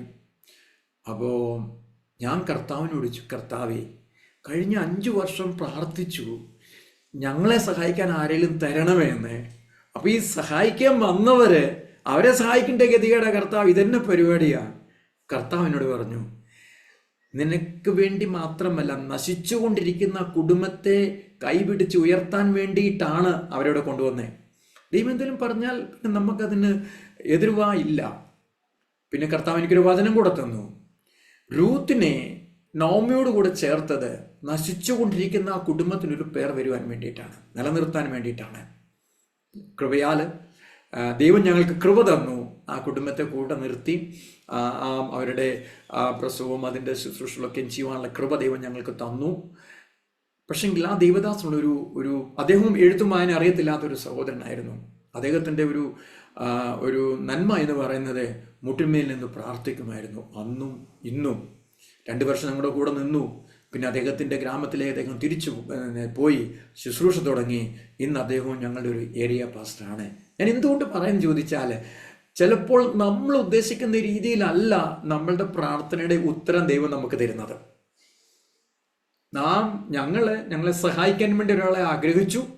പക്ഷെ ദൈവം ആ കുടുംബത്തെ കണ്ടുകൊണ്ട് നമ്മളുടെ അടുത്തേക്ക് കൊണ്ടുവന്നു. നമ്മളത് സ്വീകരിക്കുന്നുവെങ്കിൽ ദൈവത്തിന് വലിയ ചെയ്യുവാനുണ്ട്.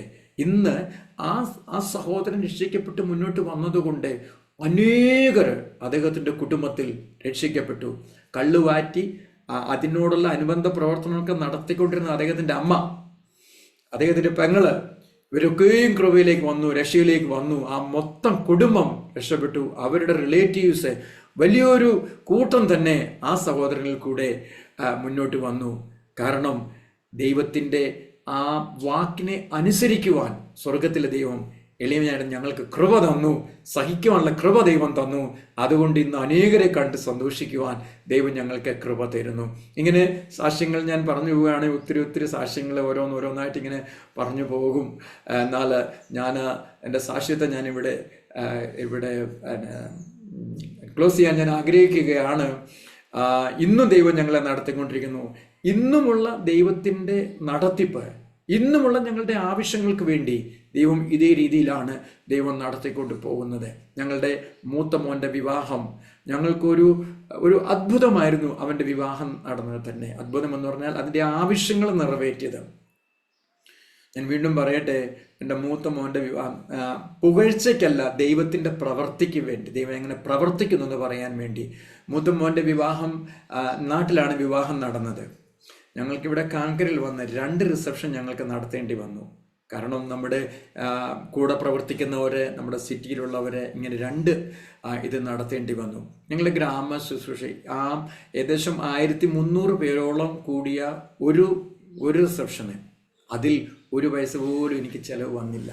കാരണം കൂടെയുള്ളവരെ നമ്മുടെ പാസ്റ്ററുടെ മോൻ എന്ന് പറഞ്ഞ് അവർ സകല കാര്യങ്ങളും അത് ഞങ്ങൾക്ക് വേണ്ടി ക്രമീകരിച്ചു. ഞാൻ പറഞ്ഞത്, എന്നാൽ ദൈവം ഞങ്ങളെ അനേക പെമ്മക്കളെ വിവാഹം കഴിപ്പിച്ച് വിടുവാൻ ദൈവം ഞങ്ങളെ സഹായിച്ചു.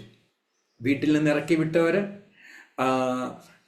കഴിവില്ലാതിരിക്കുന്നവരെ ഇന്നും ഞങ്ങളുടെ കൂട്ടത്തിൽ പല പെമ്മക്കളുണ്ട്. അവരെ വിവാഹം കഴിപ്പിക്കുവാൻ അവരുടെ വീട്ടുകാർക്ക് അതിനുള്ള കഴിവില്ല. വീട്ടിൽ നിന്ന് ഇറക്കി വിട്ടവരെ ഞങ്ങളുടെ കൂടെ താമസിക്കുന്നുണ്ട് പലരും. ഇന്ന് അവരുടെയൊക്കെയും വിവാഹം നടക്കേണ്ടതായിട്ടുണ്ട്. എന്നാൽ ഞങ്ങൾ ഇത് ചെയ്തുകൊണ്ടിരുന്നപ്പോൾ ഞങ്ങളുടെ കുഞ്ഞിൻ്റെ വിവാഹത്തിന് വേണ്ടി സ്വർഗത്തിലെ ദൈവം വളരെ അത്ഭുതകരമായി ഞങ്ങൾക്ക് വേണ്ടി പ്രവർത്തിച്ചു. അങ്ങനെ കർത്താവിന് വേണ്ടി പ്രവർത്തിക്കുവാൻ ഇന്നും ദൈവം ഞങ്ങളെ സഹായിച്ചു കൊണ്ടിരിക്കുന്നു. ദൈവത്തിൻ്റെ വലിയ പ്രവർത്തികൾ കാണുവാൻ ഞങ്ങൾക്ക് സാധിക്കുന്നു. സോ ഇത്രയും സമയം ഞങ്ങളെ കേട്ടുകൊണ്ടിരിക്കുന്ന സകല പ്രേക്ഷകരോടും എനിക്ക് പറയുവാനുള്ളത്, ദൈവത്തിന് വേണ്ടി നിൽക്കുന്നുവെങ്കിൽ നമ്മൾക്ക് വേണ്ടി നിൽക്കുന്ന ഒരു സ്വർഗത്തിലെ ദൈവമാണ് നമുക്കുള്ളത്. ഞാൻ വീണ്ടും നന്ദി പറയുന്നു. എന്നെ ഇത്ര നേരം വളരെ ക്ഷമയോടും ശ്രവിച്ചു കൊണ്ടിരുന്ന സകല പ്രേക്ഷകരോടും എൻ്റെ ശ്രോതാക്കളോടും എൻ്റെ നന്ദി അറിയിക്കുന്നു. എനിക്ക് നിങ്ങളോട് പറയുവാനുള്ളത്, ദൈവത്തിന് വേണ്ടി നിൽക്കുക, ദൈവം നിങ്ങൾക്ക് വേണ്ടി നിൽക്കും. ദൈവദാസനോടുള്ള നന്ദി തരണത്തിൽ ഞാൻ ഒരിക്കൽ കൂടെ ഓർപ്പിക്കുകയാണ്. എനിക്കിങ്ങനെ ഒരു സാഹചര്യം ഒരുക്കി തന്ന കർത്താവിൻ്റെ ദാസനും കുടുംബത്തെയും ദൈവം ധാരാളമായി അനുഗ്രഹിക്കട്ടെ. മിനിസ്ട്രിയെ ദൈവം ഇനിയും അനുഗ്രഹിക്കട്ടെ. അനേകർക്ക് അനുഗ്രഹത്തിന് കാരണമായി മറഞ്ഞിരിക്കുന്ന അനേകരെ വെളിച്ചത്തിലേക്ക് കൊണ്ടുവരുവാൻ വേണ്ടി കർത്താവിൻ്റെ ദാസനെ ദൈവം ഇനിയും ഉപയോഗിക്കട്ടെ എന്ന് പ്രാർത്ഥിച്ചുകൊണ്ട് ഞാൻ നിർത്തുന്നു. വളരെ നന്ദി. ദൈവം നമ്മളെ അനുഗ്രഹിക്കുമാറാകട്ടെ. ആമേൻ, ആമേൻ, ആമേൻ. വളരെ അനുഗ്രഹിക്കപ്പെട്ടതായ ഒരു സാക്ഷ്യം കർത്താവിൻ്റെ ദാസൻ പാസ്റ്റർ ഏബൽ വി വർഗീസ് പറയുവാൻ തക്കവണ്ണം ദൈവം കൃപ ചെയ്തല്ലോ. സുദീർഘമായ ജീവിതത്തിലെ ആ അനുഭവങ്ങൾ ഒന്നൊന്നായി മറന്നു പോകാതെ ഓർത്ത് ദൈവസന്നിധിയിൽ പറയുമ്പോൾ അതിലൂടെ ദൈവം ചെയ്ത ദൈവിക ഇടപെടലുകൾ, ദൈവിക ആ സ്പർശനം, സാന്നിധ്യം അതിൽ മുന്നിൽ നിൽക്കുന്നതായിട്ട്, നിഴലിച്ചു നിൽക്കുന്നതായിട്ട് ഓരോ വാക്കിലൂടെയും അത് തെളിവായി വെളിപ്പെടുത്തുവാൻ തക്കവണ്ണം ഇടയായി തീർന്നു. വളരെ വളരെ വളരെ ഹൃദയസ്പർശിയായ അനുഭവങ്ങൾ കർത്താവിൻ്റെ ദാസനിലൂടെ വെളിപ്പെട്ടു വരുവാൻ തക്കവണ്ണം ഇടയായി തീർന്നു. അതിന് ഒരു ദിവസത്തെയോ ഒരു വർഷത്തെയോ അനുഭവമല്ല, ദീർഘവർഷങ്ങളിലെ ആഗ്രഹത്തിൻ്റെയും പ്രാർത്ഥനയുടെയും സമർപ്പണത്തിൻ്റെയും ഒരു ഔട്ട്പുട്ടാണ്, ഒരു റിസൾട്ടാണ് ഇന്ന് കണ്ടുകൊണ്ടിരിക്കുന്നത്.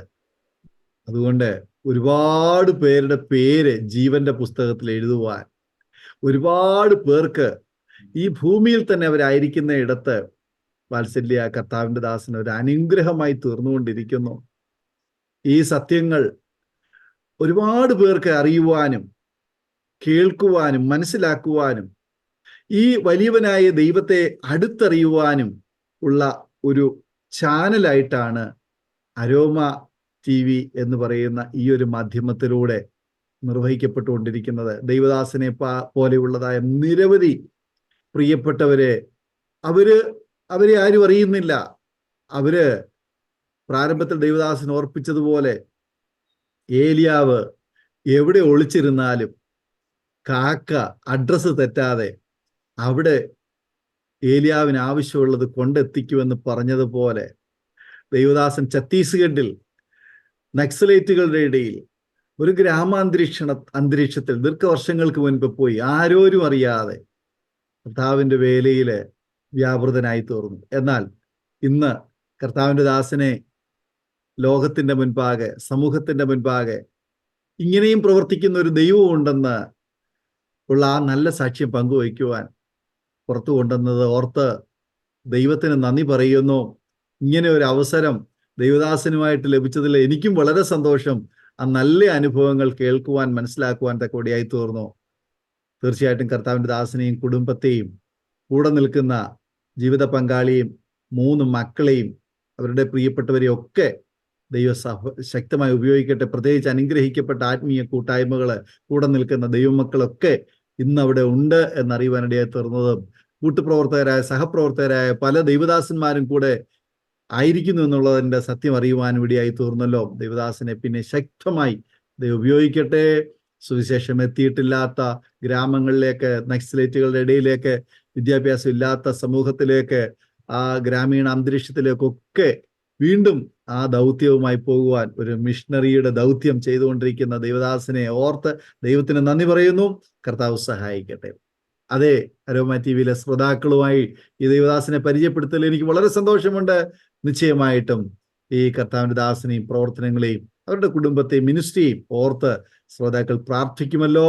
ഇത്രത്തോളം സമയം ഞങ്ങളെ ശ്രമിച്ചുകൊണ്ടിരുന്ന നിങ്ങളെല്ലാവരെയും ദൈവം ധാരാളമായി അനുഗ്രഹിക്കട്ടെ എന്ന് ഞങ്ങൾ ആഗ്രഹിക്കുകയും ആശംസിക്കുകയും പ്രാർത്ഥിക്കുകയും ചെയ്യുന്നു. അപ്പോൾ തന്നെ ഈ സദ്വർത്തമാനം നിങ്ങൾ കേൾക്കുമ്പോൾ നിങ്ങളെ സ്നേഹിക്കുന്ന, നിങ്ങളെ കരുതുന്ന, നിങ്ങളെ സംരക്ഷിക്കുന്ന ആ കർത്താവിൻ്റെ സ്നേഹത്തിലേക്ക് നിങ്ങൾക്കും അടുത്തു വരുവാൻ കർത്താവ് സഹായിക്കട്ടെ. അതല്ല അതിന് ഇതുവരെയും കഴിഞ്ഞിട്ടില്ല എങ്കിൽ ഇന്ന് തന്നെ തീർച്ചയായിട്ടും ജീവിക്കുന്ന ഒരു ദൈവം ഉണ്ടെന്നുള്ളതും ദൈവം പ്രവർത്തിക്കുന്ന ഒരു ദൈവം ഉണ്ടെന്നുള്ളതും നിങ്ങളെ സഹായിക്കാൻ കഴിവുള്ള ഒരു ദൈവം ഉണ്ടെന്നുള്ളതും തിരിച്ചറിഞ്ഞ് ആ ദൈവം മുൻപാകെ നിങ്ങൾ ഏൽപ്പിച്ചു കൊടുക്കൂ. ആ കർത്താവിന് വേണ്ടി ജീവിതം സമർപ്പിക്കുവാനിടയായി തീരൂ. തീർച്ചയായിട്ടും ആ ദൈവസ്നേഹം നിങ്ങളിലേക്ക് ഇറങ്ങി വരും. ആ ദൈവീയ സംരക്ഷണം നിങ്ങൾക്ക് അനുഭവിച്ചറിയുവാൻ്റെ കൂടിയായി തീരും. ആ ദൈവീയ കരുതൽ നിങ്ങളുടെ ജീവിതത്തിൽ പ്രാപിക്കുവാൻ്റെ കൂടിയായി തീരും. ആകയാൽ ഇന്ന് തന്നെ ദൈവസന്നിധിയിൽ ഒരു തീരുമാനമെടുക്കൂ. ദൈവസന്നിധിയിൽ വിശ്വാസത്തിന്റെ വാക്കുകൾ, വിശ്വാസത്തിന്റെ സ്റ്റെപ്പുകൾ മുന്നോട്ട് വയ്ക്കുവാൻ തയ്യാറാകൂ. കർത്താവ് നമ്മെ സഹായിക്കുമാറാകട്ടെ. ഒരു നിമിഷം കണ്ണുകൾ അടയ്ക്കൂ. ഞങ്ങൾ നിങ്ങൾക്ക് വേണ്ടി പ്രാർത്ഥിക്കാം. ആ യേശു നമ്മുടെ പ്രാർത്ഥന കേൾക്കുന്നു. ആ ദൈവത്തിന് നമ്മെ വിടുവിക്കുവാൻ തക്കവണ്ണം കഴിയും. ആകയാൽ കർത്താവേ, ഞാനിതാ എന്നെ തന്നെ സമർപ്പിക്കുന്നു. എൻ്റെ കുടുംബത്തെ, എൻ്റെ കുഞ്ഞുങ്ങളെ, എൻ്റെ പ്രശ്നങ്ങളെ, എൻ്റെ ആവശ്യങ്ങളെ, എന്തു തന്നെയായിരുന്നാലും, ഏത് സങ്കീർണമായ സാഹചര്യത്തിലൂടെ കടന്നു പോകുന്നൊരു വ്യക്തിയായിരുന്നാലും നിങ്ങളുടെ വിഷയം പരിഹരിച്ചു തരുവാൻ, അതിന് പരിപൂർണമായ വിടുതൽ തരുവാൻ നമ്മുടെ കർത്താവിന് കഴിയും എന്നുള്ള പൂർണ്ണ ഉറപ്പായ വിശ്വാസത്തോടെ ഒരു നിമിഷം പ്രാർത്ഥനയ്ക്കായി കണ്ണുകളെ അടയ്ക്കൂ, ഹൃദയങ്ങളെ ഏകാഗ്രമാക്കൂ. ഞങ്ങൾ നിങ്ങൾക്ക് വേണ്ടി പ്രാർത്ഥിക്കാം. നിങ്ങളായിരിക്കുന്ന ഇടത്തേക്ക് ആ ദൈവ സാന്നിധ്യം ഇറങ്ങി വരുന്നു.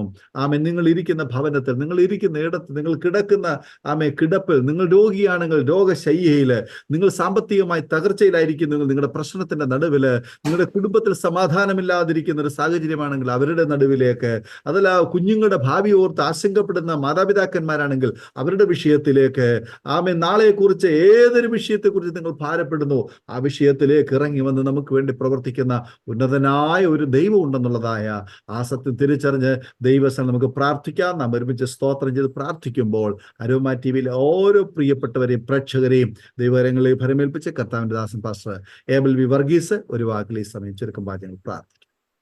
പരിശുദ്ധനായ ഞങ്ങളുടെ ദൈവമേ, സ്വർഗീയ പിതാവേ, ഒരു പ്രാവശ്യം കൂടെ ഞങ്ങൾ അങ്ങയുടെ സന്നിധിയിലേക്ക് കടന്നു വരുന്നു. കർത്താവേ, അങ്ങയുടെ വലിയ കൃപയ്ക്കായി, അങ്ങയുടെ കരുണയ്ക്കായി, കരുതലിനായി ഞങ്ങൾ അങ്ങേക്ക് നന്ദി പറയുന്നു.